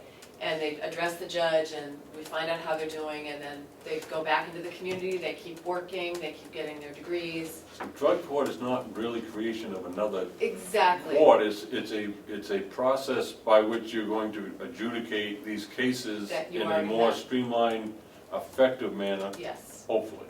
exactly, you've described it perfectly. And they continue to work I and didn't pay see that taxes until and just now. support the Right, system. right. Which is what I like. What can we do for you? Well, you can say, great, go ahead. You don't need to, but I would never want to do something in your county that you didn't have your backing. So you're doing it anyway? We'd like to, but if you had strong objections, I'd wait until I could convince you. I don't have so much objections, I just have some concerns that seem fuzzy. Okay. Excuse me, yeah. could we let Mr. Babson? I'm sorry. Judge, I went down for graduation in Stratford, Okay. probably 5 years ago, and I was sold right then and there, Yeah, listening to the, it's pretty compelling when you go to a graduation. yes, it Yeah. is. You weren't here when I gave my spiel this morning, but Thank God. One of the things I came away with was the amount of time that these public employees put in on working with these people in the program. The judge seemed to me like he was a father and a brother and Right, priest and whatever right. for these kids, and the medical team. How do we get it through if there's no cost to the county Right. and we need an additional person or the workload because we really have a problem up here? How do we get it? Well, I think if I'm clear, you're talking about two different things. If you have a big caseload here and you see it increasing and you need more lawyers, that's one thing. With judges. Oh, judges, you're talking about judges now? Well, both.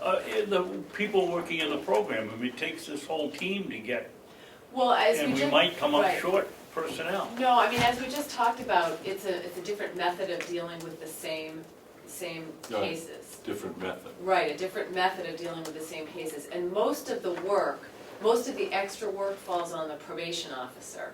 And so Department of Corrections is actually asking for 6 more probation okay. officers in their budget this year to deal with that, because they're the ones that are going from 2 visits a month to 7 visits a month maybe, or to, instead of 2 random drug tests, 8 random drug tests per person. So their workload really does increase. One thing that I've seen across the state that is really inspiring is local law enforcement who have really bought into it. In Nashua, they have a lieutenant from Nashua, Hudson, and Milford on the drug court team. And they have seen it, and they just dedicate a person to come 3 hours every Monday to do that. They actually start to get to know the participants, they see them in the community, they learn new ways of dealing with them by being motivational instead of sort of shaming and humiliating, and the participants actually respond to that. So, that kind of in the field work falls on sort of the treatment providers, the case managers, probation, the people that are going to, that's who we contract for with resources. Okay. I have a question. You have worked in a drug program. I was in the mental health court I was a law clerk in the summer about 2 years ago in Rockingham County. It's a very similar structure to would be put in place here. And I also worked in the governor's office for the last about 8 months while we were working on this drug court legislation. And I've worked with the drugs are there and trying to develop the policy behind it. So I have a lot of familiarity with the program and how it works. And apparently you're in favor of Yeah, absolutely. it. I just wanted to, because so now we have our own go-to expert, so to speak. Right, right.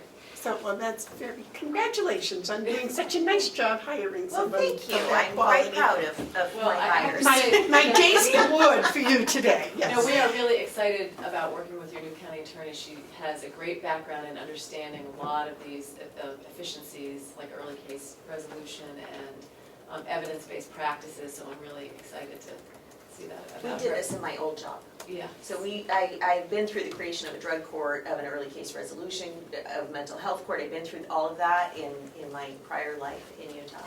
So I'm very excited to bring that to Carroll County because I think it is an efficient way of dealing with things.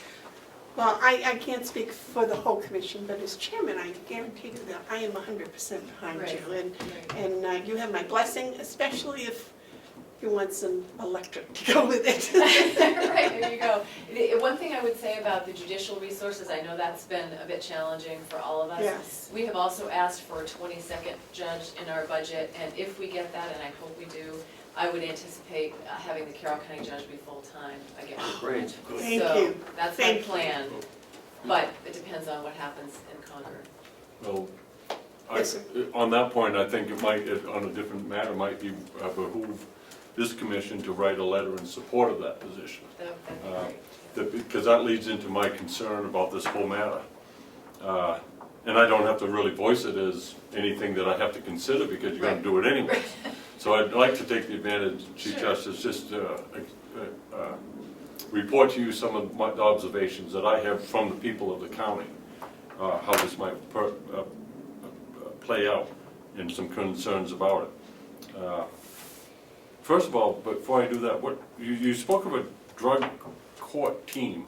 Right. What exactly is that, and is there someone from Carroll County involved in this team? The county attorney is. So the team would be, probably, if you're the assigned drug court lawyer, the team meets every Monday at noon to go over the drug court participants. Who's on the team? So the team would be a member from the county attorney's office, public defender's office, the judge, the probation officer, someone from the jail. They don't have to be on the team, but if they want to be, that's been very helpful. And a law enforcement member, and the treatment provider, and their case manager, and we all are the team. So if you're operating in 10 counties, you have 10 teams? Yes, right. Okay. Okay, so let me just share with you some concerns, and they're probably concerns because of the cloudiness of it. Sure. When people hear drug court, it's like when I hear mental health court. The first thing is, why are we segmenting offenses into different courts? The mental health, I suspect, is because the legislature has never really dealt with the problem of mental health in New Hampshire, and so what's They left end up is in our jails, and then right. we have to find a way. But I see that as a issue of the general court. If they said we don't deal with it, then that's the way that is. And so in response to that, I see a move of the judiciary, good or bad, just different, where they're actually taking initiative that usually reserved for a general court, the creation of new programs, like a mental health court, a way to deal with mental health. I commend the judiciary for looking at that, but it seems to me that that's really in response to the dereliction of the legislature to have dealt with it. And so I'm wondering, are we starting to see the judiciary stepping into the role of covering the missteps of the legislature in the creation of these things? Well, and if so, isn't that a little bit stepping out of the three separate branches? I do everything I can. I advise everyone to stay out of the judicial branch. Right. It'll eat you up and you won't understand it. But No, I don't really see it that way, because as we described, these are cases that we have to deal with, we're required to deal with because people are arrested for felonies. So we're deciding, do we want to have them treated in the community, or do we want to incarcerate them? It's a sentencing choice. And on that, I see that you're in your absolute constitutional prerogative that addresses rehabilitation Right. to establish that court. Right. And I got that revelation today. Yeah, yeah. The other part is when I hear about new judges and the need for more prosecutors, that speaks loudly to the people of the county, because there is such a frustration that there's a turnstile where people come in, Yeah, they get bail, they Right. go out, they do Right. recommit, they come in, they go back out. right. And the images that Carroll County Court is soft on crime. And so that emboldens people. Right, well, what I say is And that, it's time for us to right. get a little tougher. well, here's the thing, if I don't look at it in terms of soft or not soft, I look on what's the evidence, what's smart. I know that, Yeah. I know. And the evidence is that you're gonna reduce crime and protect the public more successfully by using a drug court model than if you put people in jail and have them come back out again without solving their problem and continue to commit crime, and then do more jail time and come back out again and commit more crime. The revolving door happens when we don't deal with the underlying problem that's causing the addiction or the crime. I appreciate that, and I hope it goes well. Great, thank you. But I do hope that people understand that when they come to Carroll County Court and face the good work of our Right. county prosecutor, that it's not necessarily going to be a cakewalk for them. No, oh no, in fact, I what don't we. want to be soft on Oh crime. my gosh, no, drug court participants tell me by the end of it that it was much harder to do drug court than to spend 2 years in jail. And in fact, some people decide not to do drug court because they think it'll be too hard. Really? Yes. Oh, okay, Yeah. thank you. Ken, you had a comment? Yeah, Judge, what's the next step for us now? You're gonna, Well, the is next there step is, some deadlines or something? the next step is we have a statewide drug court coordinator that works out of my office that helps the county sort of get up and running, and you have some great leadership in your county attorney's office. So the next steps would be to make sure everybody is identified as who's gonna be on the team, make sure all the team members have gotten some training, and we have some statewide training that we're now making available, and that we have some money in our budget to send some people to some national training. Judge Ignatius has already gone to national training, I'm gonna send her to another one in the summer. So, and then we already have all the policies and procedures and handbooks done, because we've been doing this for a while, and we posted them on our website, so your team would meet and look at those policies and procedures and make sure they work for Carroll County. They might be something you want to adjust because of the particular nature of Carroll County, but then after you adopt those policies and procedures, then the court, once you're ready, would look at what are the available treatment options, who can we contract with, we would do an RFP for contracting with a treatment provider, and then you would be up and running. So we're hoping that it can happen in the next 4 to 6 months. Hi. Hey, How are you? Good to see you. Good to see you too. Just a couple of things. One, when you talked about different courts, I just want to back up the judicial branch there. I came from a place where there was several different courts. They're only different tracks because certain people need certain help, including Veterans Court, Mental Health Court, and they have really significantly helped those people. That's why you hear them breaking off. It's not really different courts, it's just a different track, they're put them in and specific to their needs. I just want to address that. Yeah, I just got that revelation today. It's just a method, it's It's not a a separate method. court, it's So- just a different method. Right, different method. What I'd like to ask though, if I might, Madam Chairman, is County Attorney, do you need anything from us in order to make this a more, I'm asking her, from us, in order for us to do something to assist you in this emerging new procedure that is known as drug court? With regard to drug court, I think we're fine. I was fortunate enough to find Steve and talk him into coming to work with us. Nice. And he is going to be coordinating with the judicial branch, and we are going to be moving forward on it as long as we have everybody on board. So Well, we're excited about it. I'm with you, Hey, I'm yes. with you. Jason? Thank you, Madam Chair, since I was still a little talking. A question, the thing is, go to drug court is with our new in-house treatment programs as well, the trust program, there is an opportunity, if I start working with the county attorney's office, to collaborate together. Because there's individuals that are gonna, might be able to go to drug court, but might start out with us as well too. Because we are doing the full-time, the late act, the mental health, the thinking for a change, seeking safety, and all those things are inside. So there's a good partnership that might be able to get some of those foundations, and if they start with us, to transition into the drug court. Or vice versa, when they have some setbacks, which does happen, that they may come back into the trust program or other programs and that we can work with them. Yeah. So this, I think for this county would go definitely hand in hand and be able to work with what we're doing and what they're doing. And there's, Michaela and I have already worked on some, and they've been supporting our program as well over there. So I think there's a definite hand-in-hand approach. Right, and I appreciate that, because there are counties now, for example, Stratford County, that has an in-house program as well, and they work well with the drug court. Not everybody, really, the drug court is designed to make it so you don't go to jail or prison, and so depending on what their assessment is and what their needs are, some people do need inpatient first, a lot of people don't. Some people do have setbacks, and you wonder, okay, maybe it'll be good to get them some, cut out the white noise outside and get them some solid treatment and then back into drug court. So there are a lot of ways to collaborate, as long as we're following the assessment tools that we use to figure out how to plug people into the programming. And we're using the same thing, ORS assessments, and Right. so there's really meshed. Yeah, I think it's true. We took care of it, I thought Jason wasn't through.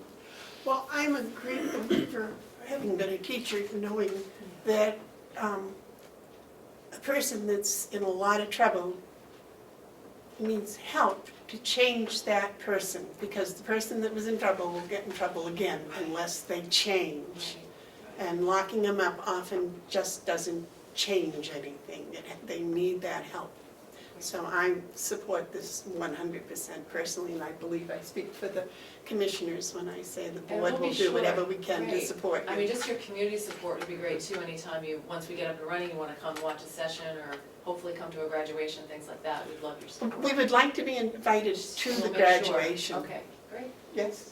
hear from now. Well, you got a, Mr. Steer's got a question. I was just wondering, when could this thing be up and running? Is this next year or later this year? Well, we're hoping, that we can get up and running in the next 4 to 6 months. We still have, we're in the middle of our budget process right now, so we need to figure out which counties are ready the soonest and figure out with the legislature what funding will be available in the next 2 years. So But- some are having it now and some don't have it now. Right. So are we in the middle of the pack or? You are, I would say that the next counties that are ready are Carroll, Belknap, and Merrimack. Okay. Coas too, so those 4 counties are pretty much ready. I mean, I would hope that we could get Carroll County and Merrimack County up and running pretty soon. And we're gonna be doing this at the same time we're trying to get felonies first going. Right, they actually That's go a well big together. challenge. Okay. Yeah, they go well together. Judge, I have just a quick question Sure. with felonies first. Since we're the only county that shares the public defender's office with I think actually, Belknap County, there's another county that shares an office. because that might become some issues, and with being arraigned within 24 hours, I see some Well, you know what, potential issues coming along in our county Given with that we the don't felony have a first. judge every day. yeah, Correct. there are a couple of counties that don't. We have video capabilities that are, But they're not, but again, they're not using them, and then they're still taking the court. So I hope you're pushing that along, that's gonna be used. well, here's the thing. Every county that has not had all of our training yet gets really nervous about what is felonies first gonna look like. Actually, over the life of a case, you're gonna have fewer transports, because now we've got the county attorney involved early on in the charge decision. So we've seen in some counties that cases that were started off as felonies in circuit court, the county attorney says, no, this is a misdemeanor, and so you end up with a plea pretty quickly. I'm not worried about the trip afterwards. Yeah. It's within an initial 24-hour period of getting arraigned, those kinds of stuff, where Yep, don't have a sitting judge all the time, sharing Right. the public defender's office, and a lot of the courts don't want, they want them, on the felonies, they want them there, so they're not Right. using those they do need capabilities. them, there on felonies first, because that helps Right. the efficiency of getting the case And done. that's where I think we're gonna Yep, have some. I think it's gonna be fine, because the Belknap County Public Defender's Office has already done this, they get it, and I think we'll be able to manage this with scheduling. If there is 1 week where you don't have a judge here, then we are absolutely gonna use videotape. We're not gonna make people drive around anywhere. And the other piece that I think is really interesting, we looked at the statistics before we did this, and pretty much you're getting exactly the same number of cases, just earlier in the process. So that's how scheduling comes in and coordinating comes in. Merrimack County just rolled out in January, and they were worried about, how many are we gonna have? The first day they had 1, the second day they had none, the third day they had 3, so I think it'll be, you might go 2 or 3 or 4 days without any arraignment, so I'm hoping, but you're absolutely right, we're gonna make sure there's video capability for the week that you don't have a judge, and I'm hoping if we get our 22nd judge, you won't have to worry about that at all. But we will be sure, we're gonna have brown bags and trainings, we'll be sure to be in direct contact with you so we can make sure that we're affecting you as little as possible, or making things better, hopefully. So, Well, thank you so very Yes. much for coming in and sharing and Thank you for having me. coming over, and everybody that came. Yes. And as I said, if there's anything we can do to Okay, help, we will make sure we let you know. we'll be very supportive. Great. And we have another I'm sure you appointment, do have so. lots to Madam do. Chairman, Yes. if I might, I want to apologize to Mr. Henry for interrupting him. I was out of line. I Thanks. don't like being interrupted myself, and I did that to you, so I apologize for interrupting you Thank you, while sir. you were making your point. So, should I get in touch with Alex and see Yeah, why what- don't you stay, well, I'll make sure Alex reaches out to you Okay. and your office when we know better about the timing of the game plan Okay. and training. Okay, Good, great. thank you. Thank you all very much. Thanks for Thank having you. us. Thank you very much for coming. Thanks for coming over and showing me.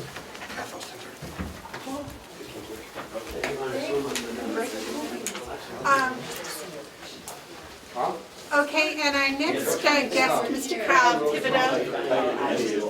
We take a 5-minute break.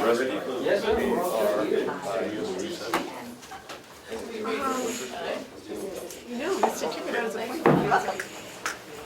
What was his time of his appointment? 11.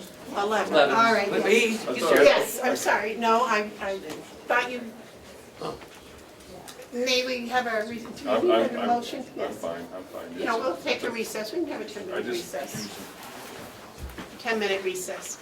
I'm sorry, I thought we were behind. Maybe 5, Didn't wanna I'll be make right you wait. back, you don't need full 10. Mr. Babson, go get your coffee. I will, if I can get my, Here, I'll do it. no, it's a, Yeah, I'll do it's it. an 05, you got, you plug, you know it's clogged, you can't get it I'll out. do it, don't worry about it, boss. You'll never get it out of there.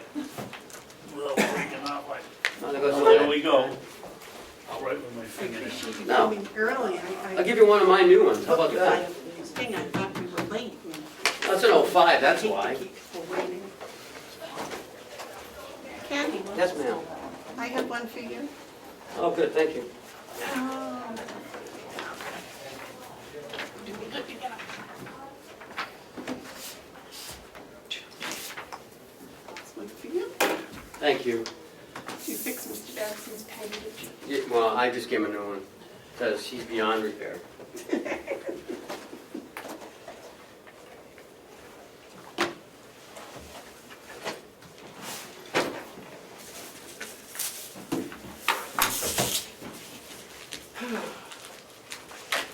So Carl, We had a busy meeting this morning, we've been really Good for you. busy.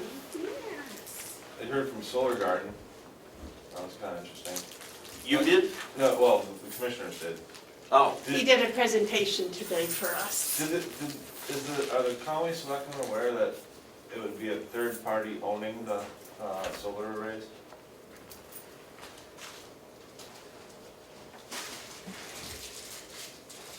Solar Garden is the developer slash property manager. And then there's an investor group that may partially include Solar Garden, but they would be the owners. It's not, Solar Garden is not the owner and operator. I just got the copy of the proposed contracts yesterday, and I haven't even had time to look at them. If that in fact is the case, which I'm sure it is. Right. It should be disclosed in the lease Yeah. contracts, and I'll discover that when I read it. And they are open to identifying who that would be, and that was something Mark Hounsell was very concerned about. I haven't read the contract. Okay. I really believe say- it's a group called the Durham Group. I heard it was a group from Durham. Oh, maybe. It's in here, I think, in our, I heard you say my name. I was just explaining about the third party ownership of the solar arrays. Yeah, the Conway situation is different than the Conway, because of the tax exemption. There is no tax advantage for the county, though there might be for Ossipee, but it's a little different. I'm not opposed to solar, but we investigate that about maybe not having to pay quite so much in taxes to Ossipee. That would be nice. That would help, that would add to the rental. yeah. Bigger thing, I think, is do we do it before or after June, before or after the rates are adjusted?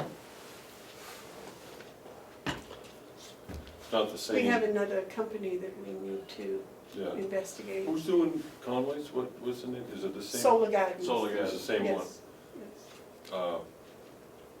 So when the town goes forward with it, are they gonna go with Solar Garden, or is it gonna be a RFP, open it up to? We did some research on that, Mac, and we couldn't find anybody else with the capabilities or desire. Oh, that's interesting, because we were just told of at least one and maybe another who speaks. Well, that was a list that I got from the, I think it was the PUC. I asked for a list of reputable solar companies that were large enough to deal with municipalities. And they gave me a list of ones that have worked through them at different times. And, So at some point, if we go forward, we would be putting that out. well, it doesn't have to be put out to bid. Priority bid, is that what's the term when you pick someone? No, that's when you put a spec together that only one person can meet. But for Priority. municipalities, it's my understanding it doesn't Priority. have to go out to bid. that the town of Wakefield is going forward without going out to bid. You need the full board's okay with that. Right, I think Milton went forward without going out to bid, didn't they? I don't know. Well, what you're a the- taxpayer in Milton. Well, I don't know. And if it it's- doesn't mean I know what's going on all the time. Well, there's certain procedures, but you can write a proprietary spec that only one company can meet. But that happens a lot, but I'm not suggesting that. Well, I mean, you want to follow the RSA. Yeah, but you can write a specification, knowing Well, I that think- only one company exists that can meet it. I think municipalities and county are just a little different, No, they are. I'm finding that to be true. yes. You have to have open bidding. Yeah, just be open. And you have to have competitive bidding on sales and leases of property. Right? But you can write the terms of the sales and lease in such a specific manner that only a few can meet the conditions of the And RFP. it's got to be ratified by a majority vote of the county convention. So I had invited them here today, but unfortunately, although they're not in session on Wednesdays anymore, they have all their hearings Yeah. or committees on Wednesdays, so they weren't able to attend. The only days they really have for until at least April is Mondays and Fridays. I know Carl and I both tried to get down there, but I think we should thank God we never did, because that's a tough job. David knows. What's that? Being a legislator in the first session of a biennial, it's crazy. Morning, Carl.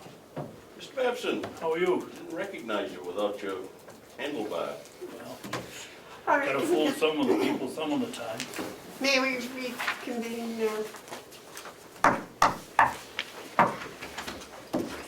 right. Mr. Thibodeau is here to represent the Eastern Slope Regional Airport. Yes, ma'am, and thanks for having me.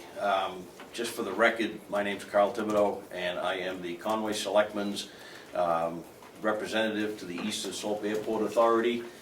And I also serve on that authority as vice chair, and I serve as vice chair of that authority's executive committee. I'll give a very quick background of the Eastern Slope Airport. The Eastern Slope Airport came about in 1962, recognizing a deficiency in air transportation in the northern part of Carroll County and the western segment of Oxford County. A group of towns and the state of New Hampshire and the state of Maine pooled their resources to build and develop the airport. It is truly a regional airport and is supported by towns and various and sundry nonprofit organizations throughout the Mount Washington Valley and the western segment of Oxford County. You have before you a budget for, the projected budget for 2017, the actual expenditures as of October 31st, 2016. We're a small, lean organization, so we don't do our books only but quarterly. I do not have the final figures for the end of 2016, but these are accurate through October 31st. And we also have 2015's actual expenditures for the entire year on there, so you can see where we've been and where we might be headed. We currently have a project under consideration and development over at the airport. It is known as a corporate hangar / terminal building. This is being sought because we've had a lot of demand for this type of a facility to enhance the value of the airport and bring more and more varied individuals and companies to the airport. Excuse me. The cost of that projected hangar is in the $1.7 million neighborhood, and it is being well received by both the state of Maine and the state of New Hampshire. State of New Hampshire has committed $75,000 in public transportation funding to be used to make the local match portion of the cost of this facility. As you can see on the October 2016, as of October, town of Freiburg contributes $12,000. The smaller outlying towns contribute $300 to $500. The town of Conway contributes $10,000. Oxford County contributes $3,000. And when we redid the bylaws about a year ago, we added a seat on the Airport Authority Board to facilitate Carroll County. And I am here today to ask if it would be possible for Carroll County to contribute the same $3,000 amount as Oxford County to be used for capital improvements at the airport. The justification for this is the state of New Hampshire recognizes a tremendous need for this airport. There is nothing within 40 miles of the Freiburg Airport that we can utilize to suit our needs. The Freiburg Airport lies just 13 miles from North Conway Village. It is a development tool, and I don't want to give the impression that this is the beginning, the middle, and the end of our ability to continue to develop different and diverse economic drivers within the Mount Washington Valley. It is not. It is simply another piece of the puzzle that we feel very strongly will contribute to the economic vitality of the northern portion of Carroll County. We have applied for grants from Northern Borders. If you're not familiar with those, that is an economic development arm of the federal government that operates within Maine, New Hampshire, Vermont, and New York.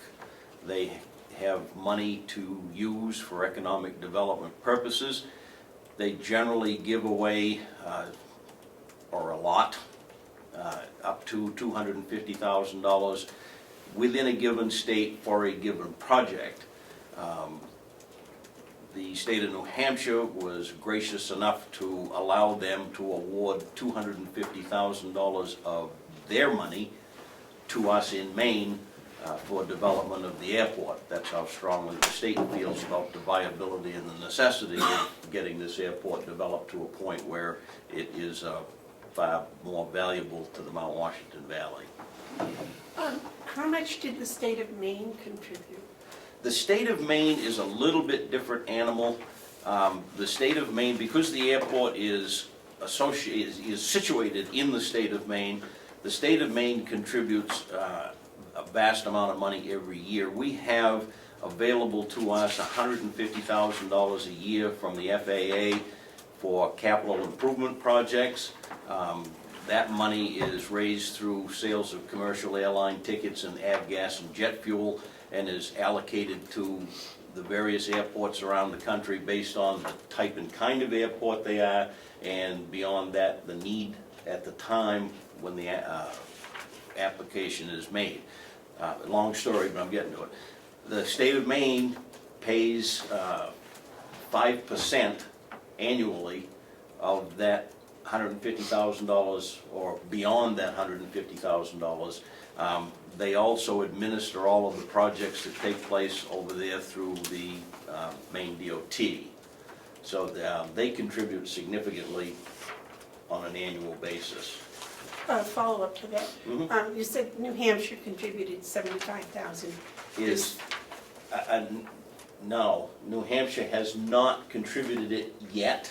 Oh. It is in the budget that is being put forward now as we speak. You just mentioned they're in high budget season in Concord. It is part of the DOT Commissioner's budget to put the $75,000 forward.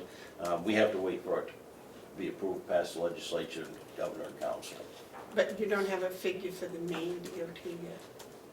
Maine DOT will be paying 5% local share of the project, which is going to be in the, whatever 5% is. You said of $150,000, that's $7,500 charge. Conway's paying even more than that. And so is the town of Freiburg, yes. No, my question was, he said 5% of the cost. The DOT of Maine was paying 5%, and I was just wondering a dollar figure for that. 5% of the cost of the project, $85,000 on this particular project. Plus they'll be contributing 5% of the capital improvements with part of the $150,000 that comes from FAA annually. Okay, but no, that's not DOT money, that's FFA. The 5% is Maine DOT, That's 85,000 yes, for that, but that's earmarked for the project. yes. And the 75,000 that's proposed from New Hampshire is just general, or is that For that earmarked project. for the project? Okay, that's what I wanted to know how we're adding up here as far as Yep. the states go. Yes, Commissioner Babson? Carl, how do you get 85,000? You said it was, they're putting up 150,000 and you're gonna pay 5% of that. That's not 85,000. Two different pots of money. The 1.7 million is the cost of the new hangar terminal building, which Oh, 5% of that. they'll be paying 5% of Okay, that. That makes And then sense. our annual allotment of $150,000, the state of Maine will be paying also 5% of that. So 5% of that is the 75,000. That's the 7,500, yes. But the 150 comes from the FAA, right? The 150 comes from the FAA. And you would like $3,000 from us. In and amongst all of that, the FAA ruling is 90-10 percentage-wise. They give you 150, then the state of Maine DOT has to pay 7,500, and the Freiburg Airport, or the town of Freiburg, or however we can raise the money, is responsible for the remaining 7,500. So it's a 95-5 annual allotment for that 150,000. And that's where we run into the difficulty every year, is raising the local share. And that's why we go to the towns. And as you can see, Freiburg, I believe that Freiburg is going to go 17,000 this year. They went 14 last year, 12 the year before. Conway, we put in a request for $10,000. It's gone through the Board of Selectmen and to the Budget Committee. I believe it was well received at the Budget Committee the other night when I made this same presentation. I don't think you'll get anything except strong endorsement of it. That's, but the vote hasn't been taken.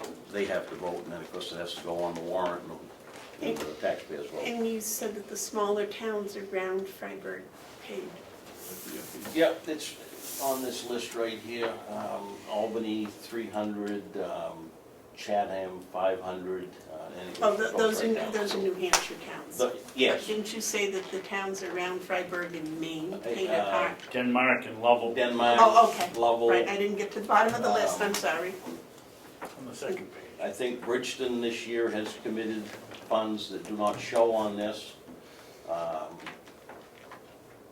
And then Oxford was 600. And Oxford County was 3,000. Madam Chairman? Oh, I thought that's 600. They actually contributed $3,000 in 2015, and I don't know why that's blank, but I know that we got three, but maybe they did it at the end of But the it year. says 2016 was 600. No, 3,000. that's level 600. If you go Oh, to okay, down I'm the sorry, next that's a one, blank spot. and then go all the way over on the Reading pink, upside down, okay. they paid it in the third quarter, All right, I mean the yes. fourth quarter. Commissioner Hounsell and then Commissioner Babson. I just want to speak to the importance of this airport. As you go down through the towns that contribute, some of it, I would put in the category of token for the amount, but knowing that these are small towns, their generosity is acknowledged, that they're contributing anything. But there are 6 towns in northern Carroll County who reap tremendous benefits from this airport. Economically, it is essential that we have air traffic. We have people who come in for business. We have people who come in to enjoy that part of our county. We have medvac evacuations, that's redundant, but evacuating people on the planes for their medical needs, that takes place. This airport is a modern airport. It's developing, even as we speak, to become an even more modern airport. The importance of this airport to that part of our county cannot be overstated. And I know that Representative Frank McCarthy is proposing to increase the budget by adding this $3,000. I think it would be well received if the commission took a position on this and voted to include $3,000 request in our estimate at this time. If that could be, if I am recognized to make a motion to that, I would be happy to. Let's see Mr. Babson's comment first. Carl, you're a selectman in Conway and Commissioner Hounsell. You've been, several years ago, CAP was trying to raise money to run their bus line. And one of the companies, one of the towns that were gonna benefit the most would be Conway. And if my memory serves me properly, Conway didn't contribute it. They finally found somebody that, an individual that would. What is the difference between having people come from this area and go up to North Conway to shop and help the businesses up there and the airport? I don't see any. Yeah, you'll support one but not the other. I can answer that because I dealt with that issue Right. on the budget committee, if I might, Madam Chairman. Well, wait a minute, Carl, did you have a response first? Well, I didn't deal with it at the budget committee level, so I think Mr. Hounsell will probably give you a different perspective. But at the selectmen's level, when that proposal was made, we were presented with books and records that were nothing short of a shambles. And what was said, and the way I voted, was to bring us back a nice, clean, readable set of books so that we can understand where you're headed and why you're headed there, and we would take it under consideration. But given the budgetary numbers that we had in front of us, it was almost unreadable. Okay. So that was why we passed over it. That's exactly what the budget committee did. We sat there, many of us wanting to do it, but we could not make heads or tails out of the figures that they gave us. The reports, the numbers didn't add up. The answers to the questions were even cloudier. And basically, we just said, you know, we can't hang our hat on this program because you're not able or haven't been able to explain that well. They have been doing better, but the year that you're speaking of, where someone stepped forward, you know, I'll put it squarely on the shoulders of the agency. They did not. When they come to Conway, they come in as a petitioned article. And they have 25 signatures. Anyone can do it, but everyone's expected to be able to explain their request. And the Blue Lagoon hadn't as of that time. So Carl's right. It wasn't because it wasn't important, because it is important, David. My suspicion, David, going forward is that when they come before us this year, which I assume they will, they'll have a clean set of books and a readable format. Hopefully now, well, And if we can make head and tail of it and understand where they've been and why they want to go somewhere different, then I am all in favor of it. I had no problem supporting it. I just couldn't support it without seeing a clear path towards what I was supporting. okay. And that was the general consensus of opinion of the majority of the select board, and as Mr. Hounsell said, that was also the opinion of the majority of the budget committee. Another question? Follow-up, yes? No, forget it, I lost this, that last answer, I'll think of it in a second. That happens, Donna. Boy, much. Okay, one, Oh, I know what it is, Madam Chairman. yes. This board, for as long as I can remember, has had a unwritten policy about funding agencies that come in and then go to the town, basically double dipping. Why is this different? Well, we don't really consider it to be double dipping. Well, I'm sure the VA and the other agencies or whoever were doing it, it wasn't the VA, but there's been some, don't consider it either, Carl. I mean, Vital. you can continue that line of thought all the way up to Washington. I mean, the town contributes, and the same people that pay taxes within the town pay taxes to the state of New Hampshire, who also contributes, and those same people pay taxes to the federal government, who also contributes. It's a matter of But hopefully we're getting perspective. those services from those 3 other entities or 2 other entities that are taxing us. We're contributing to the same entity that Conway's contributing to, Chatham is contributing to. As is the state of New Hampshire and the federal government, so.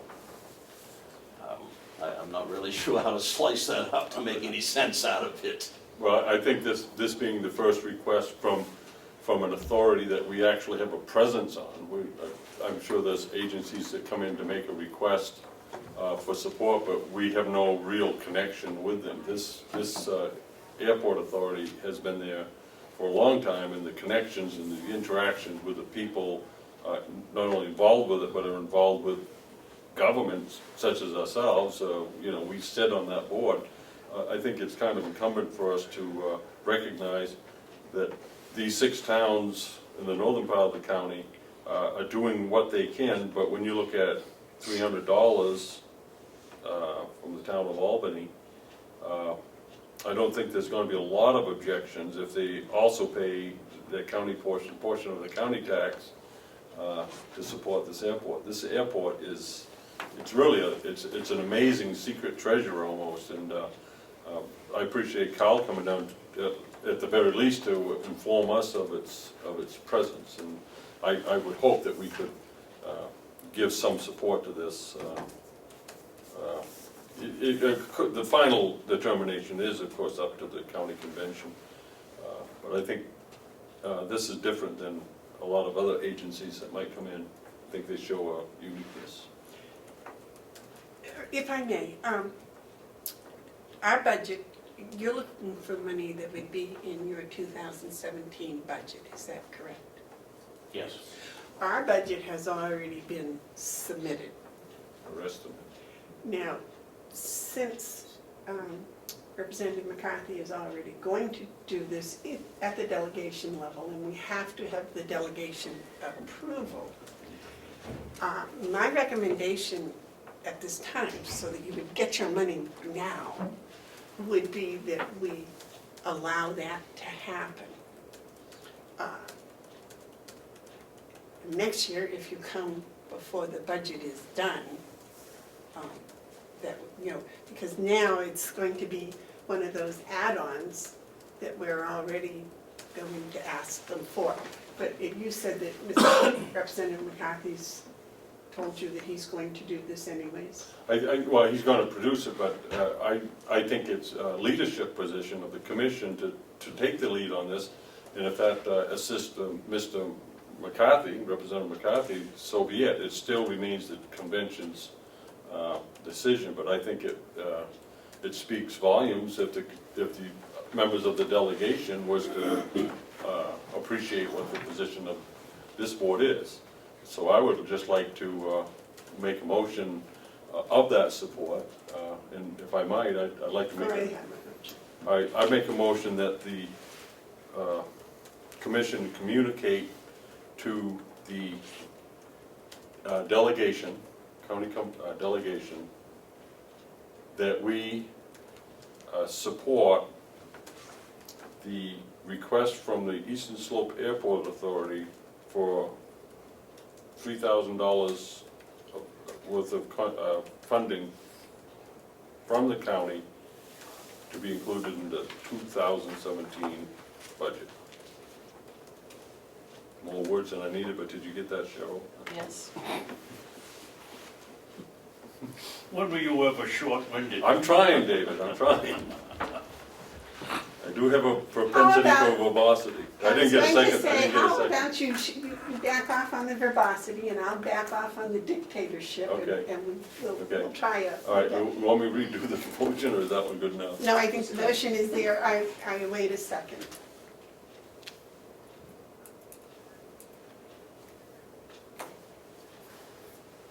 Motion fails for the lack of a second, is how it's recorded. Yes. You got the motion and it failed for the lack of a second, thank you.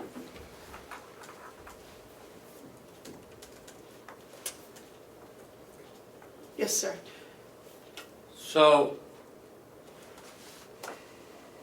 there's a motion made to, No, there's no motion. It was Okay. failed. There's There was no there's nothing. second. It's done. We're There not, was no we're not second. making that so motion. Mr. McCarthy is planning on adding. Whatever he does is what he does. 2,000? No, whatever he does is what he does. Well, that's what Mr. Hounsell really. Well, he That's said what he he, said he was gonna do. right, but at this point, the issue is over, and it's up to Mr. McCarthy and Mr. Thibodeau to go forward. The commission has spoken. I'd Because, like to just move on to another item. Okay. Because if we're gonna kick it around some more, then we'd have to have a second to the motion. The motion was defeated by the lack of a second, which means the commission doesn't want to talk about it, so let's talk about the next thing on the agenda. And thank Mr. Thibodeau for his Thank you very attendance. much for coming down, Carl. You're welcome, thanks for having me. Thank you, Carl. Thank you, Carl. Take care.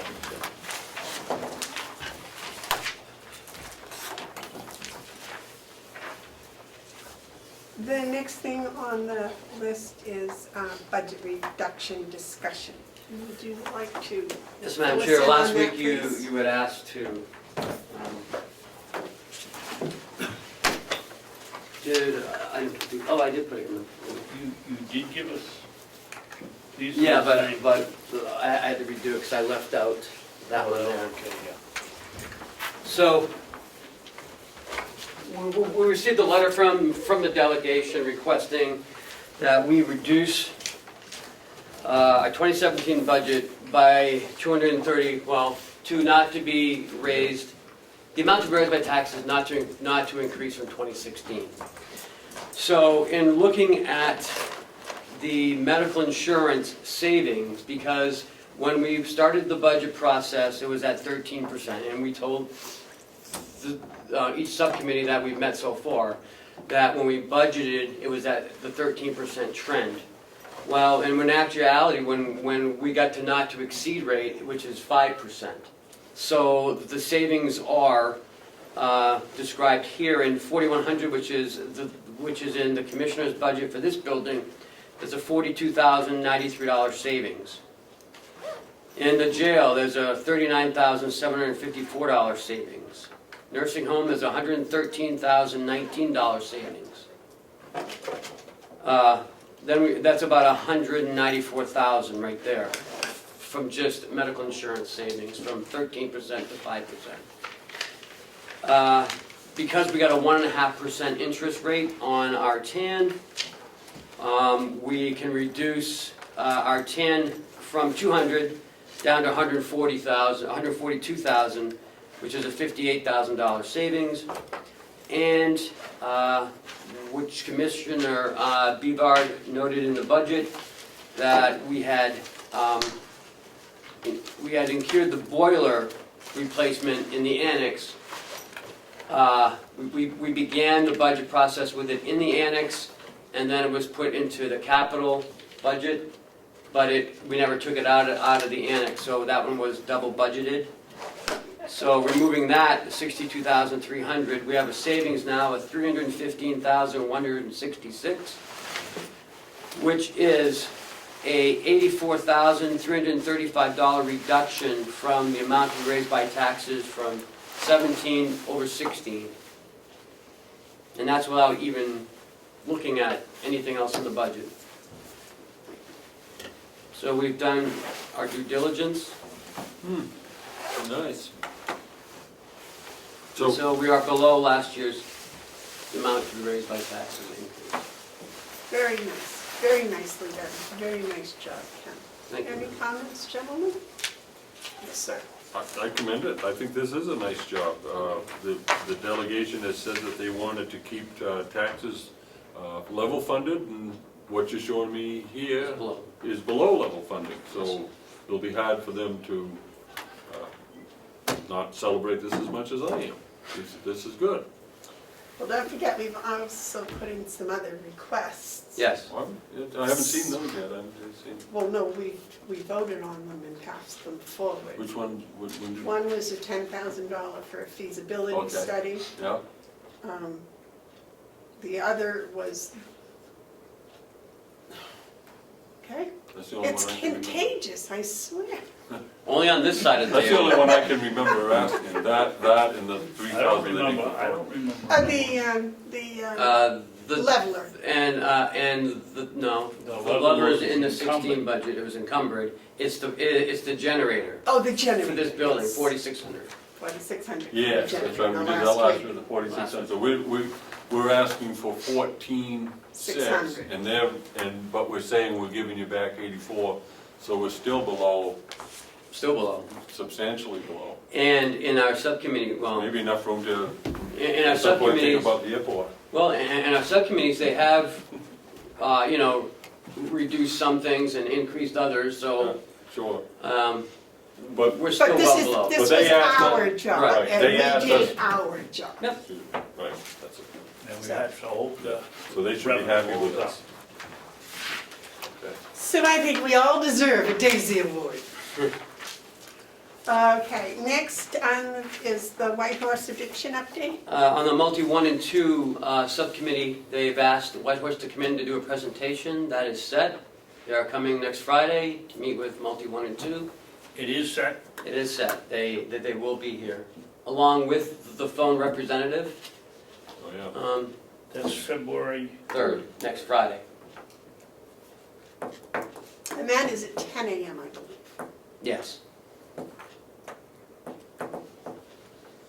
Yeah, why wasn't that?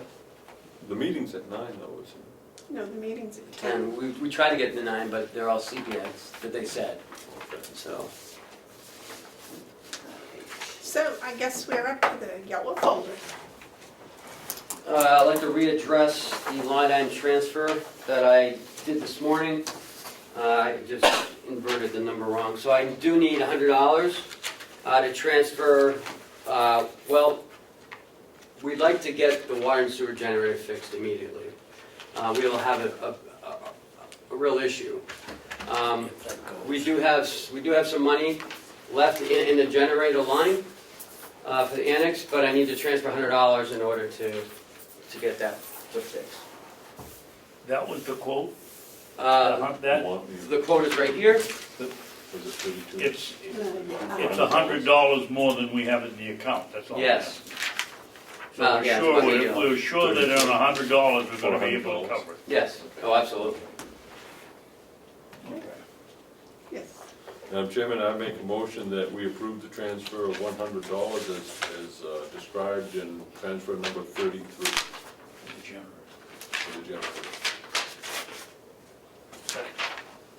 Okay, Mark, you wanna make it, what generator is it for? For the water and sewer. Water sewer generators, Cheryl. So the motion has been made and seconded to transfer $100 for request number 33.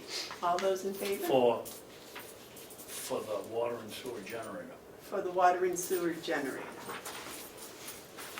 All those in favor? Aye. Aye. Those opposed? That passes. Sign, and we're good. This is for our interlocal trust, for our retirees' insurance. There's an increase. This should have been done prior to January 1st. It had gotten lost apparently somewhere in the mix. So they need a signature. It's $543.55 for retirees of the county. Where's that coming? This is a line item? No, No. no, it's just the retirees pay for their own insurance. And some of them get subsidized through the retirement system.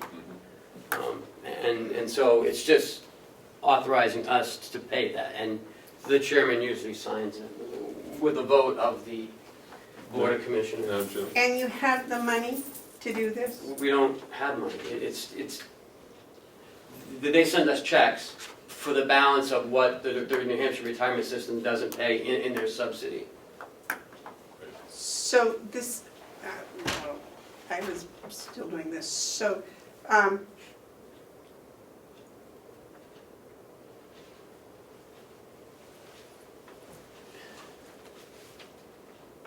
Okay, so this isn't gonna cost us anything? No, Okay, that's it. Yes, sir. No, it doesn't cost us anything, but it costs us something. The reason it costs us is it's tied to the retirement system, we make contributions to it. And we make contributions to health insurance, and when there's retirees, there's a cost factor, because usually you gotta keep track of Yes. retirees. So what I would like to have is, and I don't need to know who they are, just the number of retirees receiving benefits, and each of the last 3 years, just the numbers.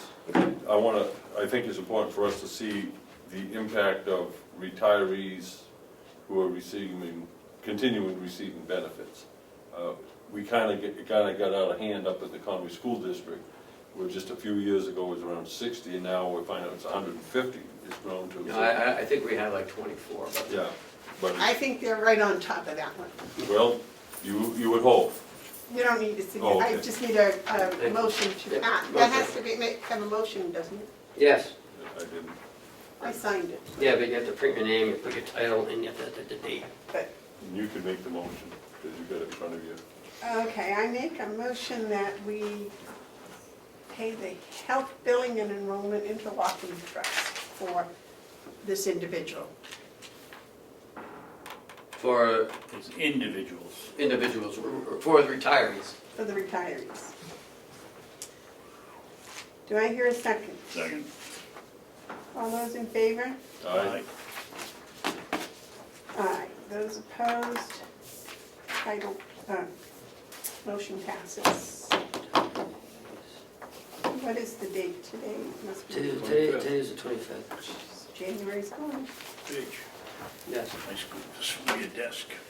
Okay, and we've already done the light item transfers, subcommittee meetings is next on the administrative updates. Yes.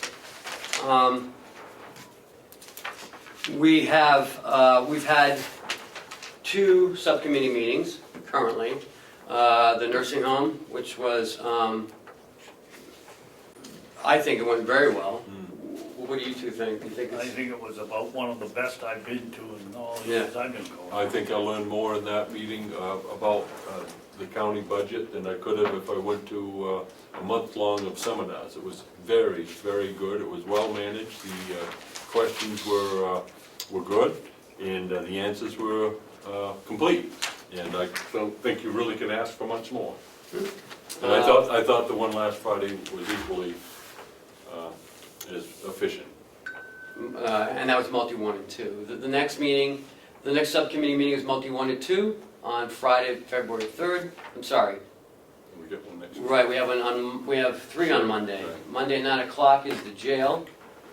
At 10 o'clock is Public Works, County Attorney, and Victim Witness. And at 1 o'clock is Sheriff Dispatch. What is that order again? The jail's at 9 a.m. Yeah. The DPW, Attorney and Victim Witness is at 10. It's on the back sheet of your paper. Oh, okay, I'm sorry, that's right there. Never mind, I can read, thank you. Just flip the paper over. Madam Chairman, Yes, sir. Yeah. can we discuss the subcommittee meeting that, I think we should, I don't know what the right word is, but in the course of that meeting, we were asked to supply a list of all the programs for the cooperative extension. Representative Cordelli asked that when we get to the cooperative extension, No, it's for, that was at the multi-1 and 2, well, whatever. not at Mountain View. No, I'm not talking about Mountain, I'm talking about multi-1 and 2. Oh, okay. We were asked to supply, and that's okay, that's as far as I'm concerned, but It's right on. somehow, how do we get out to these people that all the information that Representative Cordelli wanted to his is on the Carroll County Cooperative Extension website. Well, I think the problem may be, as was brought up when Mr. Thibodeau was here, Mr. Hounsell and you, that right now the representatives are in a frenzy as far as what's going on in Concord, and they're, you know, right out straight. And I think sometimes when they ask for something, it's because they think we have it right here, and that is easier than for them to go to the computer and look it up. Madam Chair, I received a annual report from UH Cooperative Extension the other day. Might I forward it to them? It lists That answers the what they've question. done in 16. That answers the question. I think that would be excellent. Okay. Is that the budget, or is that the, It's the annual report that goes in our annual report, but it's from the Cooperative Extension.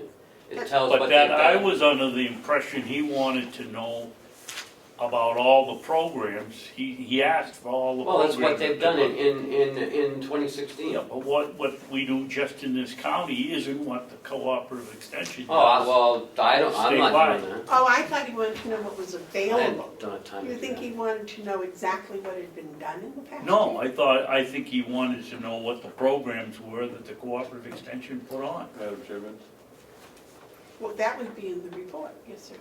might it be prudent for one of us to get in contact with Representative Cordelli and get a really Have understand? you completed answering the list of questions? I've given he him gave most of you? them, and he's clarifying some because I haven't been able to. Yeah, he's satisfied that but there are some that he need to make it clear, so. Well, maybe as clerk, that would be a good thing to do, Yeah. to find out exactly what I he will. wants for this.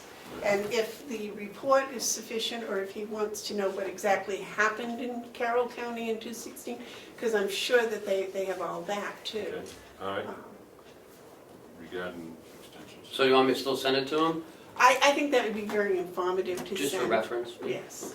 We do both things. You send him that, and I'll check with him Okay, if he needs Tell further. them that all the information, the programs are on the Yeah, cooperative extension website. okay. But he, and then now that I'm thinking about it, maybe he's looking for just the ones that occurred in Carroll County this past year, which I'm sure the extension has. I'm sure we had that information available. I'll check. We'll make sure. We're gonna give them everything they need. Okay, yes, sir. I have more on here. These are just the ones that as of yesterday, some more things have come up, so I have some more updates. Well, can we do the annex generator first, and then we'll be done with my, What? We just did it, we just did the transfer. oh, that's all that was? Okay. Okay. Hale's location, I got a response back from our attorney as far as the commissioner and selectmen. They say that, that in statute, and I went back to read it, that you are not selectmen. You have the powers of the selectmen. Okay. But don't confuse yourself with the selectmen. Okay. So they recommend that you do not recess your commissioners meeting and go into a selectmen's meeting. Okay, so I appreciate that, because we are not the selectmen. Right, you have the We- same we- powers. We have the authority of, as if we were on issues with Hale's location. Yes. That's a very big distinction, thank you. What Am was I the- still superintendent of schools? That's up to You you. can be. You can be the superintendent of the water treatment. Well, the superintendent retired, I was vice superintendent. So that's nice. Well, We're always commissioners. Well, the thing We're is, always commissioners. We it's- just have varying powers. That's very nice. Okay, thank you very much on that, Ken. Yes. Is the law provide that the commissioners act as the school board in a similar manner, or is it just No, restricted to selectmen? It's an important question. That, it just acts in services to unincorporated towns. For each unincorporated town or organized place, the county in which it is located and its commissioners shall have the same responsibilities for providing services as a town and its governing body. County conventions may at any legal meeting grant and vote such sums of money as they judge necessary for any purpose for which the county may act, if such appropriation is not prohibited by laws or by the Constitution of the state. The cost of providing services for a county's unincorporated towns and unorganized places shall be assessed on the property taxpayers of the unincorporated towns or places under RSA 81. So there's another RSA, and then there's another RSA We on also are commissioners that act as whatever town bodies would, which would No. include the school board. No, that's not what that said. That says specifically, you're expanding what the words say. The word says specifically selectmen, makes no mention of school districts or school boards. It didn't say selectmen, did it? Yes, It's the powers of the select, I thought it did. having to do with the No, I town. got The it. town and the school districts aren't the same thing. My position is that we have no authority to act on behalf of the school district that doesn't exist in Hales location. There is no Hales location school district, and there is no mechanism in government for us to act as their school board. It's not the same as a selectman. So knowing that, Mr. Commissioner, you can pump up what we pay? No, I'm not. We'll go no. from really jabbing them to giving them the real jab? I don't think jabbing them by providing them with proper education and sight of the fact that they have no other means to educate their children is jab at all. I think they're most appreciative of what education provisions that they I have. see. You know, that's really an interesting question. It is. Because Maybe that's another thing that we should have our council look at. Well, that's a legislative thing. do all towns have school boards? Yeah, if they have a school, if they have, yes, they have school districts. It's called school, like town of Only they Albany. have children. They go to SAU, but They're part of SAU 9. but they have their own school But board. yes, they have their own school Really? board, and they have their own school budget, and they have their own superintendent, Like Camwood, yeah. okay. But they don't have any schools, they don't have any teachers, I think they contract their bus out. And so their administration, their supervision of the government part is done through their school board because they are a school district. Not a big one, but it's an important one because there's a lot of kids that need the services. So they do have the school board. And they have a school So the tax. selectmen don't act as the No, they do not. school board. Right. I don't know of any town, and I don't know all the towns, but I don't know any town that does not have its own school board. Chatham has a school board. They send their kids to private. May I suggest that we ask Ken to check with council about the children in Hales location and who has control over where they go? And Who has authority over their school interests? It's not the skills. I mean, the selectmen can do it, and I don't think that it's wrong that the selectmen are helping them, but it's not a requirement of the commission to act as in their stead. While you're checking that, can we find out if I'm gonna get unemployment, if I'm no longer If you're the fired? superintendent of the school? Okay, moving on. Ken has more for us. On yesterday, House Bill 296 was heard in Excuse me, Ken, could you review what 286 is? 'Cause, House Bill 296, right there in front of you. oh, this is what? Yeah, it has to do about the delegation being able to perform forensic audits. So it was in the state county finance, what is it, the county municipal finance. Municipal county Municipal county government. government subcommittees. And there were a lot of questions asked. A lot of the questions were, well, doesn't the regular financial audit, look to see if there is some type of fraud going on? And, why do they need to have, why does the delegation need that, authority to do a forensic audit? So at the end of it all, that the commissioner's affiliate is going to write a letter to the county municipal subcommittee on the commissioner's position on this bill. When you say the commissioner's position on this bill, Through the New Hampshire Association of Counties. which commissioners? The affiliates. The affiliates. Okay, so, So does that mean that this commission's position is represented through the affiliate? you would have to, when we have a meeting, you would voice your own opinion. Yes. I think this is important because it's going along with what Mark's saying. I think that as these bills come up, and as she notes here, that there's a lot of them coming out of Carroll County, that we ought to write the chairman of the committee with position of this board. Of this board. Yes. And right, because we can't get down and testify, they have the meetings on Wednesdays. So what is the position of this board? I mean, I don't have a position, I haven't read the bill, I just haven't, Well, it gives a. I understand the political, a little bit of the political agony associated with this issue, but that's different than taking a position. Right. And I haven't taken one, I have an opinion sort of, but nothing I'd want to put out there, because I don't know the issue. I think the issue is the fact that, it's my understanding the convention appropriates money, but we spend it. Is that Mhm. right? Am I correct on that? Yes. Yes. But they do have the authority to perform a performance audit, which they did in 2014 or 13. If they fund it.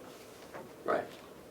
That's the only thing, that's the only control they have other than doing the budget, is they can request a forensic audit, which is how we ended up. Performance audit, The what? The performance audit, yeah. but they have Excuse me, to, yes. but they pay for it with taxpayers' money, right? Yeah. Yes, oh yeah. Not out of our budget. No, well, yes, it is out of our budget.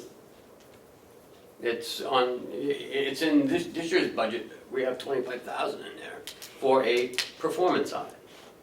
Because I'd like to see one done at the nursing home. Nursing home, I thought that was, But- that's not a, I thought that was agreed upon. No. Karen, Representative Umberger was gonna talk to Mark to see if they were inclined to appropriate that money. It's in the budget, but they're the only ones that obviously can appropriate it.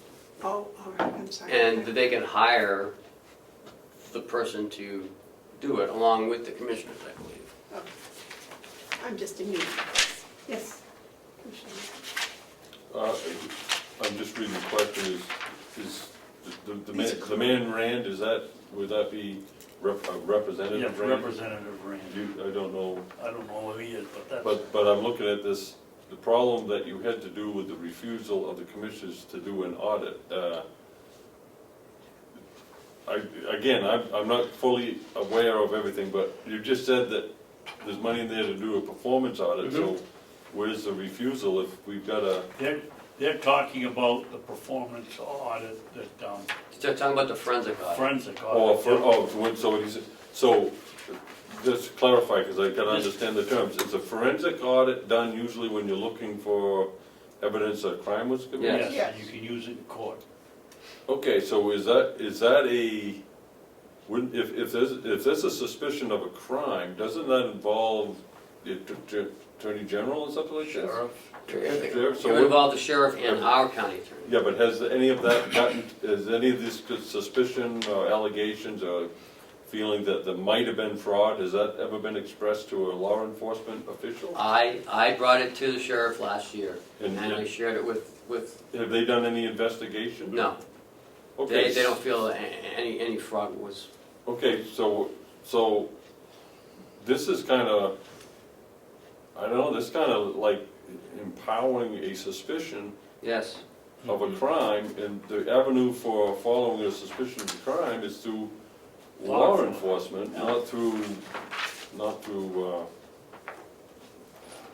this method. This is, I can understand if people are concerned, but I don't think that, I don't know, there's something that just doesn't click with my understanding of government process. Well, I believe they are suspicious of a crime, and they feel the forensic audit will give them the evidence to present to the sheriff, so he will investigate. Mm-mm. No. It has to go it would have to go to the Superior Court. You know, because currently, they can petition the Superior Court to do an investigation. But they haven't, and Yeah, just to me, there's avenues to pursue a suspicion of a crime complaint and existing already without And our, spending this type of money. I mean, Right. I don't, I mean, And what's a our forensic auditor? audit cost? last year, said right in front of the whole delegation, she doesn't think there's any fraud occurred, Just bad bookkeeping. bad bookkeeping. She We've said had that's not a that from crime. DRA, we've had that from, Bolio even said it. Well, I can't take a position on this one way or the other without a little bit more information. I don't understand why there would have to be a bill introduced and a law passed to do something that can be done through the avenues that are available to anyone. I don't understand it. And this is saying that if you think you're gonna just institute a forensic audit, which is hundreds of thousands of dollars, you know, I mean, Aren't we being audited now? yes. And we're answering their 12 questions that they wanted Madam Chair, answered. Okay, I was just looking for some history, yes. I think the proper course of action on this is to recognize that this is a legislative action. It's a bill in front of the general court. It has any bill, this one or any bill, has a very tough regimented track that they have to follow. They've had a hearing on the bill, it's a House bill. They're going to deliberate. They're going to make a recommendation, either ought to pass an expedient or a study. Then it has to go to the Senate, where it's going to be vetted further.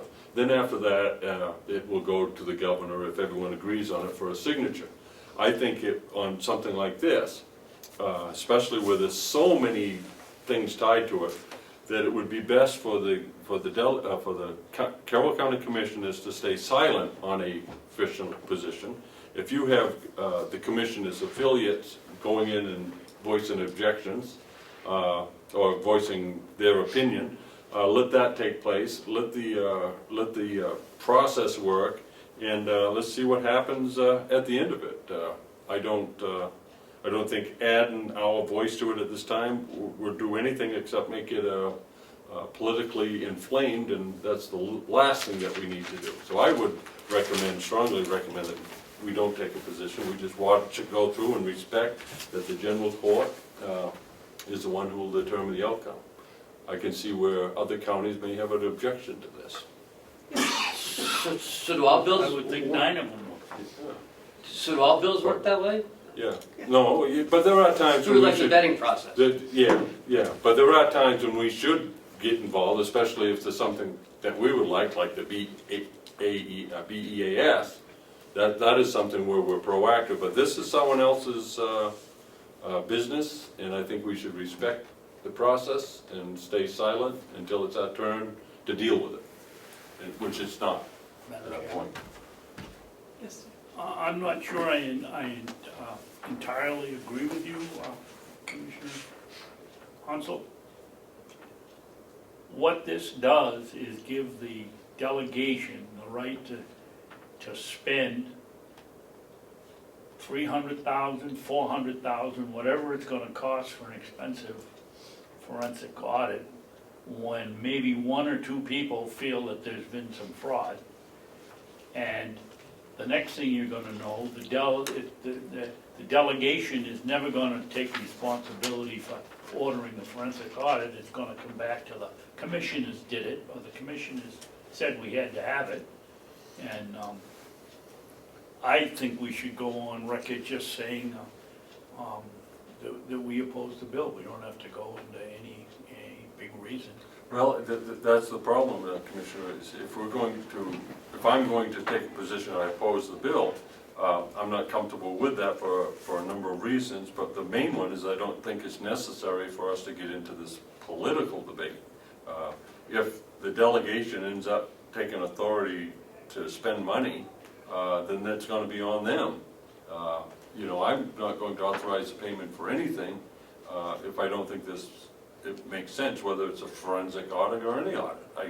I think what we have to do is respect the boundaries by which we operate, and to get involved at this time politicizes it unnecessarily. I understand your objections, I probably share them. I just also have some concerns that what happens if we, especially not knowing the impacts, if I was to take a position or the commission took a position for or against it.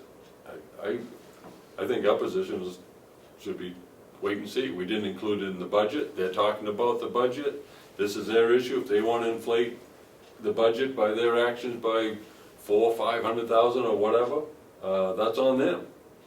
I don't wanna be anywhere near that wagon. I don't wanna hook onto it. Follow up, Madam Chairman. Yes, sir.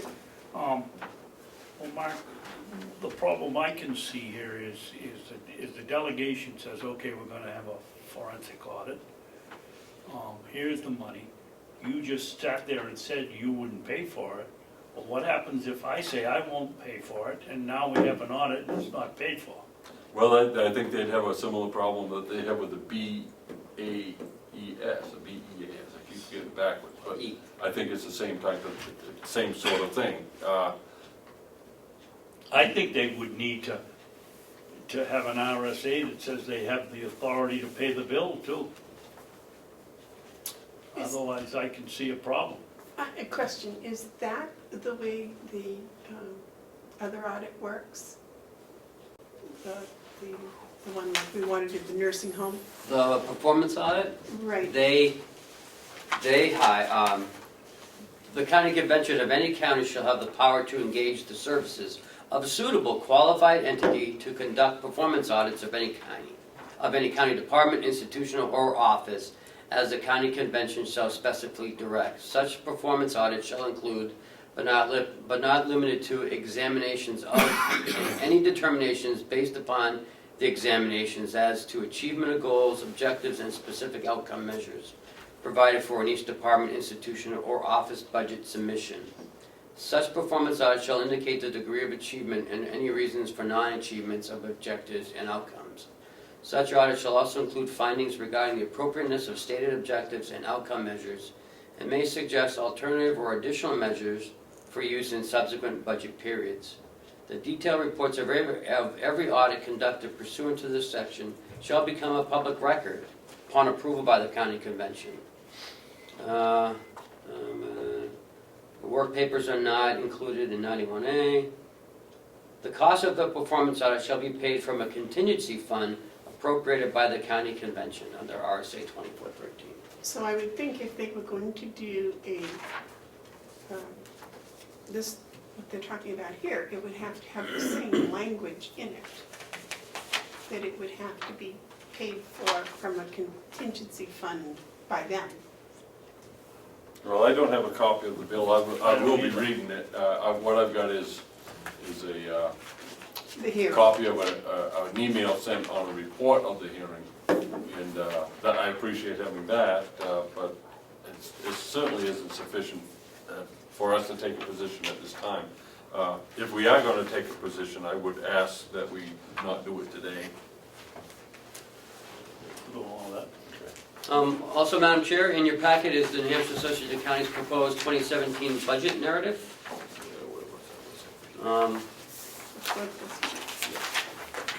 So that's just for you to read in your leisure.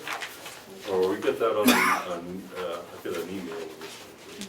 Part of it. Okay. About the extended Medicare, supporting extended Medicare.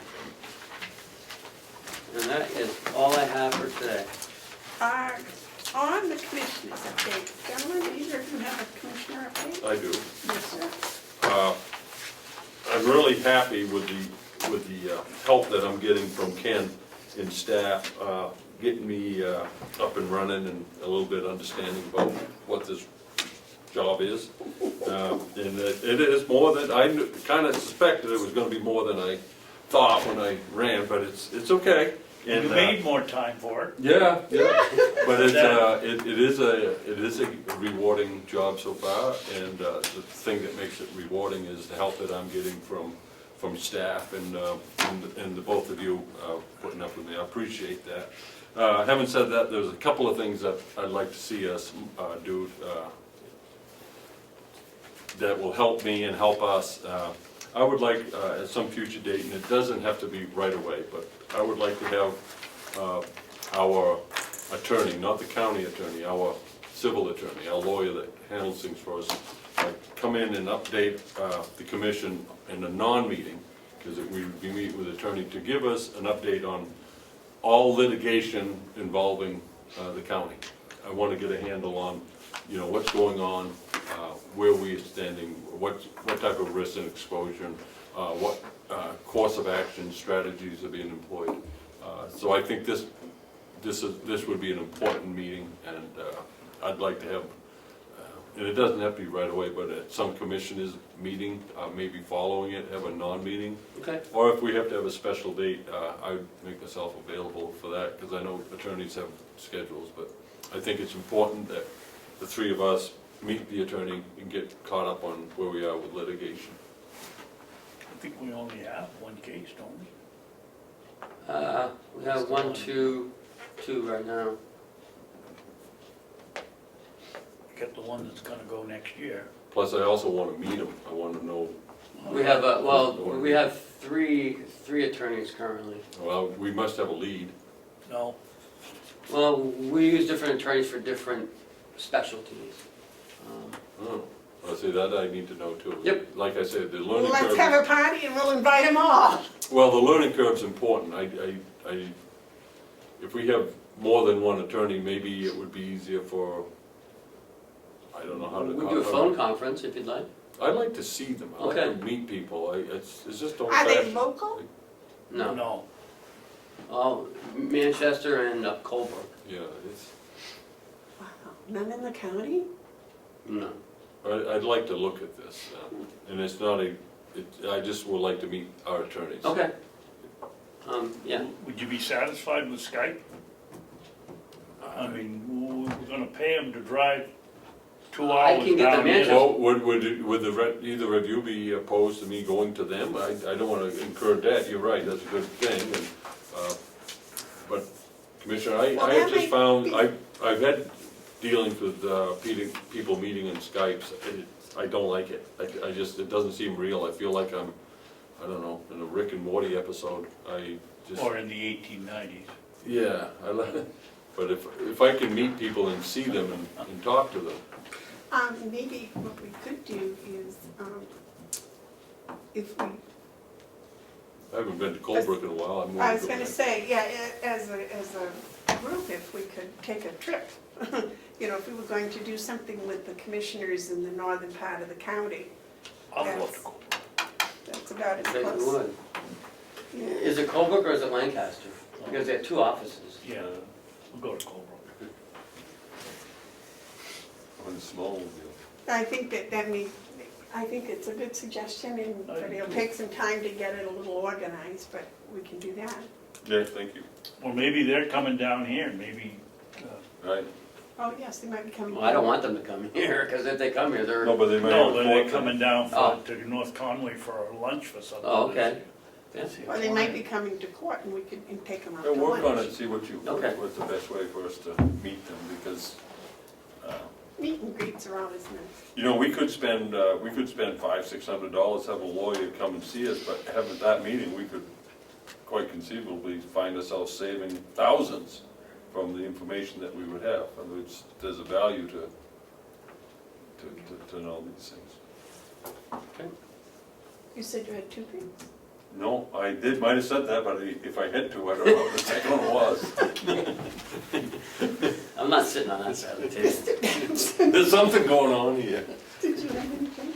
Yes, would you folks like me to get on the phone and call the administrative services and talk to Stephen, whatever his name is, and Sarah? see if we can generate any interest in maybe selling them electricity or getting a couple of acres back to put the mirrors on, put the panels on or anything, at least get some discussion Yeah. going with them. I think that makes good sense, because what you're leaving, there's acreage out behind Behind the there building, yeah. that might serve us better, and. Well, he had it as one of the ones on his sheet, because you said that's not our land. It can be. Yeah. I think that'd If be you great. don't mind, I'll do that. I think that'd be great. What else? You asked me to do something last week, and I did it. What was it? The banks, we were going to contact the banks to turn down our TAN, didn't want to We'll have find out why. a loan us money. Oh, I contacted all 6 of them. sorry I didn't bring in my paperwork. And one of the complaints around the county is that people don't know anything about county government. Well, I'll sit right here and tell you, I think they all work for banks. I went to one of the banks south of here, and I got going on TANs, and she looks at me and says, "What's a TAN loan?" Another one said, "What's a TAN loan?" Two of them told me, well, we don't have our accounts with them, so they weren't interested in dealing with us. I said, well, you know, that's really nearsighted. One of them was my own bank, and I gave him an earful. I said, you know, your bank is local. I'm gonna bet that we have 360 employees. I'm gonna bet a percentage of those people Thank you. bank there. Yeah. And without those people putting their money in your bank, you wouldn't have a bank. And so to come and say, we're not putting our money in isn't fair. Well, I got an apology for one that said they just missed it altogether. So it came down to the one we got at 1.4. One wanted to make another call and look at it, and I said, forget it, we're all set for this year.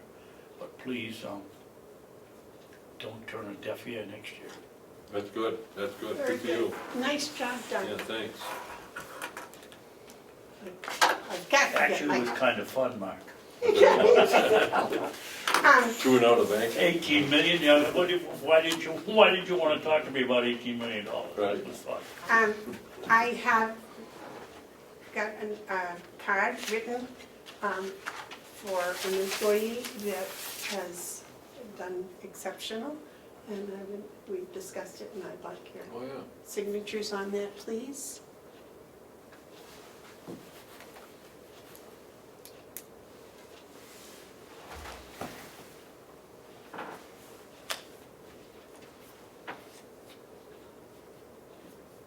You sign in the gift certificate there? She's very no, non-verbose, so I'm writing a little more. You're marking on the perfectly written. Yeah. I want you to know Pam down in Deeds volunteered to write that for me with her beautiful handwriting. Oh, I'm not so bad.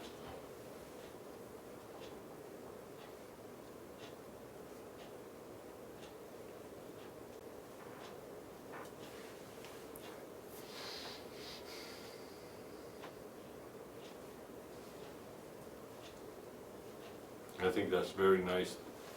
I like to celebrate achievements. Well, and that brings me to my second suggestion, that we pick certain areas of the complex, and we have some sort of a little award system, maybe once a month, for people that do all the things they're supposed to do.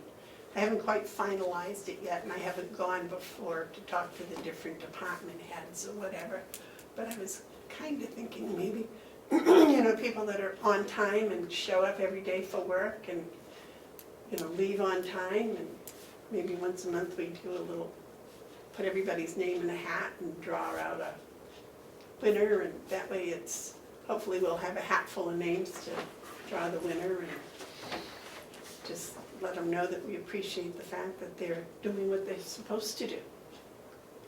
Well, I'll always be eager to acknowledge achievement in any form that it might come. I think it's important. People work hard, and they, some engage a little more in professional development than others, and some are a little bit more attentive than others, and I don't think there's anything wrong with acknowledging those. So, yeah, anytime we can acknowledge achievement by one of our employees, I'm all on it. Me too.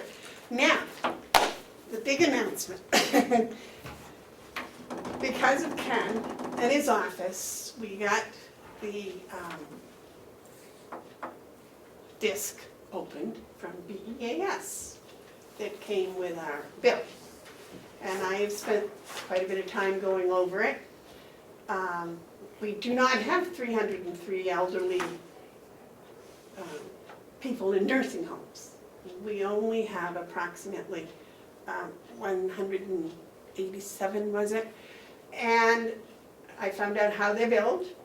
The other money goes for people that are elderly and they meet a certain income level. And it's to help them stay in their homes, to keep them from going to nursing homes. Visiting Nurses Association, the meals programs. These are all things that get paid for to help keep people stay in their homes. And they're all billed out on this 42-page spreadsheet that we got, that I've investigated. And what happens is,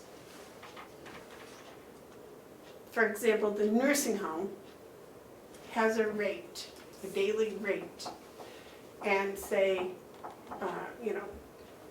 Mary Jane is in the nursing home. They send a bill per day, usually 30 or 31 days per month, to DHHS.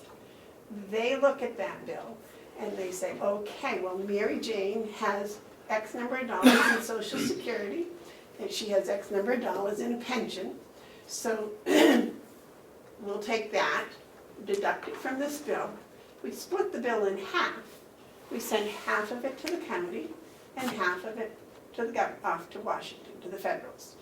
So, and they do that not only with the nursing homes, but with everything. So if, the visiting nurse came to visit Mary, well, she's in the nursing home, but say came to Billy Boy at his home and had to change his dressing and do several things over the course of a month, and they're told, and it's down there every single time they came, how much each visit is, and then that total for the month is sent to DHHS. And DHHS looks at that and says, okay, we approve this for these things. They do all that together, and then they send half the bill to the county on the spreadsheet and half the bill to the feds.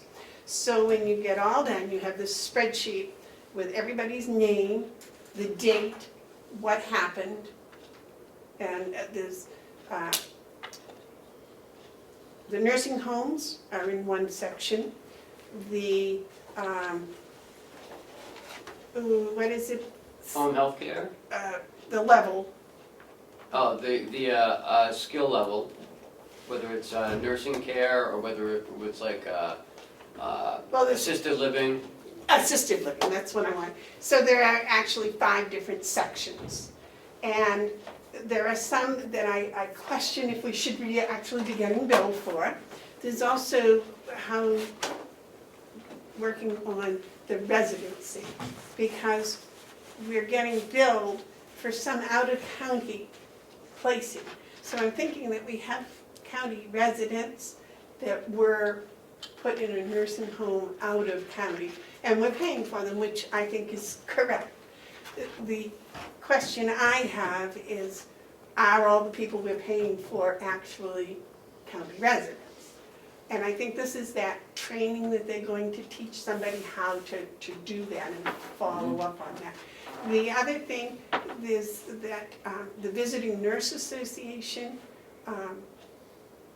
we reimburse, they send their bill to DHHS, then we get half and we pay that.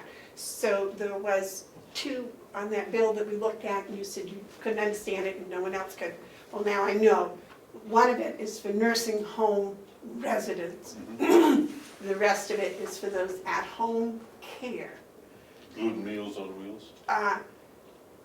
That's tricky. I think some of the transportation is in there, but I haven't, there's some titles in there that I can't tell what they are. I've been looking them up on the phone, and David was helping me yesterday, was it? Look up a couple of them, and I couldn't get a hold of them on the phone. One is, it says specifically in the law, I thought, that Crotchet Mountain Community Center wasn't included, and yet there are some adults that have severe brain injuries that are treated at Crotchet Mountain Community Care that we're being charged for. So I was trying to call and follow that up. Whether it may be just a plan that they're doing for them to use at home, I'm not sure. But as far as I can see, what is on there, it's the Bureau of Elderly and Adult Services. That's what BEAS stands for. So the elderly is kind of, understood. But the adult services are people that may have severe brain injuries. Someone might be 28 years old. Yeah, Correct. yeah. But if they meet certain guidelines, Sure, where without this help, they'd have to be institutionalized. I see. And the same way, there's some in there for mental, Health? Mental health, psychiatric help. yeah. And I think that's the same thing. If they get to their regular treatment the way they're supposed to, then they can live at home. If that were taken away, then they would have to be institutionalized. Okay. So I'm making some progress. The other thing is, what we pay each month is what they estimated the year would be. They chopped it into 12 sections, so we pay each month. The billing may or may not agree with that, or it may be more, or it may be less. And Paula at the nursing home is very helpful, because she said sometimes people will be there for 6 months pending Medicaid, and then all of a sudden it comes in at once. And Or they die and we don't get the money. There's something around. Yeah, but she's talking about people who come into the nursing home and and they're not on Medicaid yet, so they gotta fill it out, and that takes 3 to 4 months right, sometimes. so that Oh, billing that we get, It's and the- always like this. right, Yeah. and I it's was very looking fluid. on there, and all of a sudden here it's billed for 6 months, and I was like, what are we doing? And I called her up, and she said, oh, well, that was, and she knew who it was, and she understood, and she explained it very well to me. So that's how the whole billing comes through. Now, there's a second piece. At the end of the year, our year ends December 31st. DHHS year ends June 30th. June 30th. So there's some time overlap there, but apparently, if they have charged us, they said, okay, this is what we think it's going to be a month, and it wasn't that much, because some months it could be too much and some not enough, but at the end of the year, there's a credit they give. Or if it's not, if they were wrong, then there's an outstanding balance, but they just keep it all in the paperwork. We never see dollars and cents, right? They never send us a check. Yeah. Oh, well, no. Not from that, from It's in something the- else. Right. It's in the credit in the payment. Right. Okay. So, that's an update on how BEAS bills us. Yes. You gave me more information than I have been able to get in a whole entire year. I commend you for it. That's very helpful. I now see that this payment that we're asked to pay, this $500,000 that we're asked to pay every month, is actually a way by the way by which we provide funding for the services for the Our people. elderly, our people. It's not, from what you're saying, it kind of gives me a little comfort. It's not so much that we're sending money to Concord and not getting the services back. No. The money Most of that the we're going to services happen right here in the county. Right, but we're paying, but the funding is, we put it up here and they administer the payouts out. So really, it's a roundabout way of taking care of our elderly and adult services.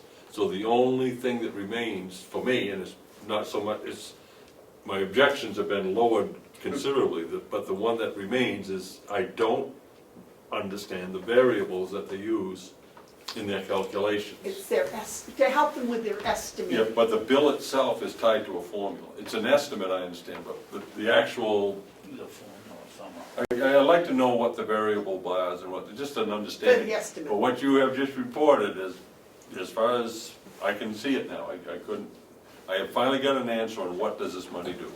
Yes, sir. Thank you. first of all, I want to thank you very much for the effort that you've put in on this and working on it. Actually, it's fun. I have two questions.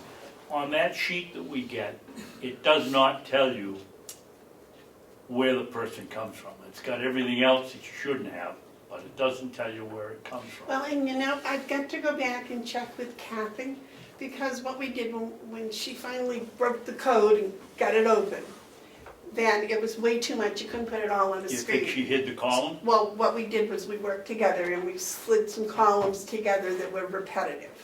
I don't think anything that would have separated where they actually came from was, but it was Friday afternoon and we were both getting a little tired, so we might have slipped that one.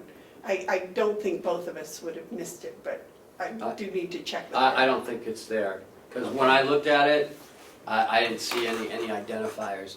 But there is a code, and I'm not sure if the state has a master list of it's sort of like a, Zip code. no, it's like an ID number for the person. Yeah. It might be their Medicaid number, and that would have all their information in Medicaid's files of where they are. So I'm sure there's a key that'll open it up, because it's all numbers, so it has to be math. If we have a Carroll County citizen who lives, their home is in, say Madison, and they have now become a resident of a nursing home down in Meredith, do they still claim legal residence while they're in Meredith, in Madison? I mean, what is their place of residence? I believe it's where they left from, Where they left from? I believe, but I'm not 100% Because sure. I think it's important to what Commissioner Babson's pointing out. This sounds all well and good, but all these residents on the desk, citizens of Carroll County. Well, and I think that's something that's probably what that training session is Yeah. how to check all of that and find out, yes, sir. Well, that was my original request the other day, to find out whether but I wrote in here, what, in the eyes of BEAS, what constitutes a resident? Does Joe Blow and his wife move here because they've come up here for vacations for 20 years and they buy a house and they're now retired, and mom or dad is still in New Jersey, and they say, well, we'll bring mom and dad up here and put her him In the best in-law nursing home in apartment. the country. And no, in an in-law apartment on Right. our property, Right. you know, 2 months, 3 months later, they find out they can't provide the services for mom and dad that they need. So they go, well, we'll find a nursing facility for them and put them in it. They may only have been here 9 months. Does BES consider that can I finish, please? Does BES consider that that person a resident, or should New Jersey, where the guy lived 80 years or 70 years, should they be paying for it? I mean, we can't get the real nuts and bolts of this program because nobody seems to know. Well, I would hazard a guess that residency is probably the same as the state requirement for residency. You know, you can live here for a while, but then you gotta register your car and put on your live free or die number plate, you know, that type of. Yeah, but that may not address what Commissioner Babson just points out as a probable problem. Probably the case of what the scenario you just said is taking place, that people are moving in to the county for a short amount of time and then receiving services as though they were here for a long amount of time. You go We into do the that with our breakfast and school you sit system. down. Well, I know we do. We do that with I our know we school do, but system. school is compulsory law and You go to the breakfast and you sit down with these folks and you say, where are you from? I can tell you, I don't. 2 or 3 people that aren't from Carroll County or been here. How long, when'd you move here? And if they can remember, they'll tell you. And this is a flaw They in the may not be program. on the list. Have you looked to see if they were on the list? Yeah. Not yet. But I think we ought to find out what constitutes a resident. Mm. And And if you're a resident, is there some kind of a requirement that you be here 6 months or a year or whatever? Yeah. Not the same as same day voting, you can move into town and. Yeah. I- Or and in home care, that's the same thing. You could have that person living in an in-law apartment and all these services coming and, But all the services have certain requirements, so I think you had one on your computer Friday. You could call them and ask them what the requirements are for residency, or what the requirements are for the services. Most of them have to be, I don't know how Medicaid works. Can we ask that as a board, ask the EAS. EAS, their requirements for ascertaining residency for this purpose? Can we Yeah, put, yeah, or you can just call them up and ask them. well, I think the I'd thing like to is, see it in writing. the thing is, if we ask as a commission, they tend to respond more differently than as we ask as a single commission. Well, yes, but I hate to go and ask questions and then find out that it's pretty simple, the answer. I don't mind asking questions, that's why they get paid. Answer my questions, our questions. I'm in support of officially asking them for that. Might I ask the question of the Commission Babson? Yes, sir. Would you be willing to draft the language of such a letter for us to put out next week? To address the issue of definition of how is, Yeah. and then next week we can visit this, because I think that's a key question, is that coupled with what you're doing, I think we're starting to shake the dust off this matter. But that's an important question. It's all well and good to be doing what you've discovered, but the other part is, are we overdoing it or are we underdoing it? So what we discovered is we don't have the information, Yeah. which is just as important as having it. This is We good. don't have a piece of the information, Right. yes. We'll keep Well, digging. first of all, we gotta find out, maybe it is on that disc somewhere, Right, but we still need to know what a resident is. but you've got a week to, I'll take, now that I'm not the superintendent of schools. you I have get time spare free time. up here. Okay, gentlemen, is there anything else? Nothing to me. I'll make a motion, we adjourn. I'll second that motion. All in favor? Aye. All Aye. right, passes. Thank you, gentlemen. Thank you for being on time, almost.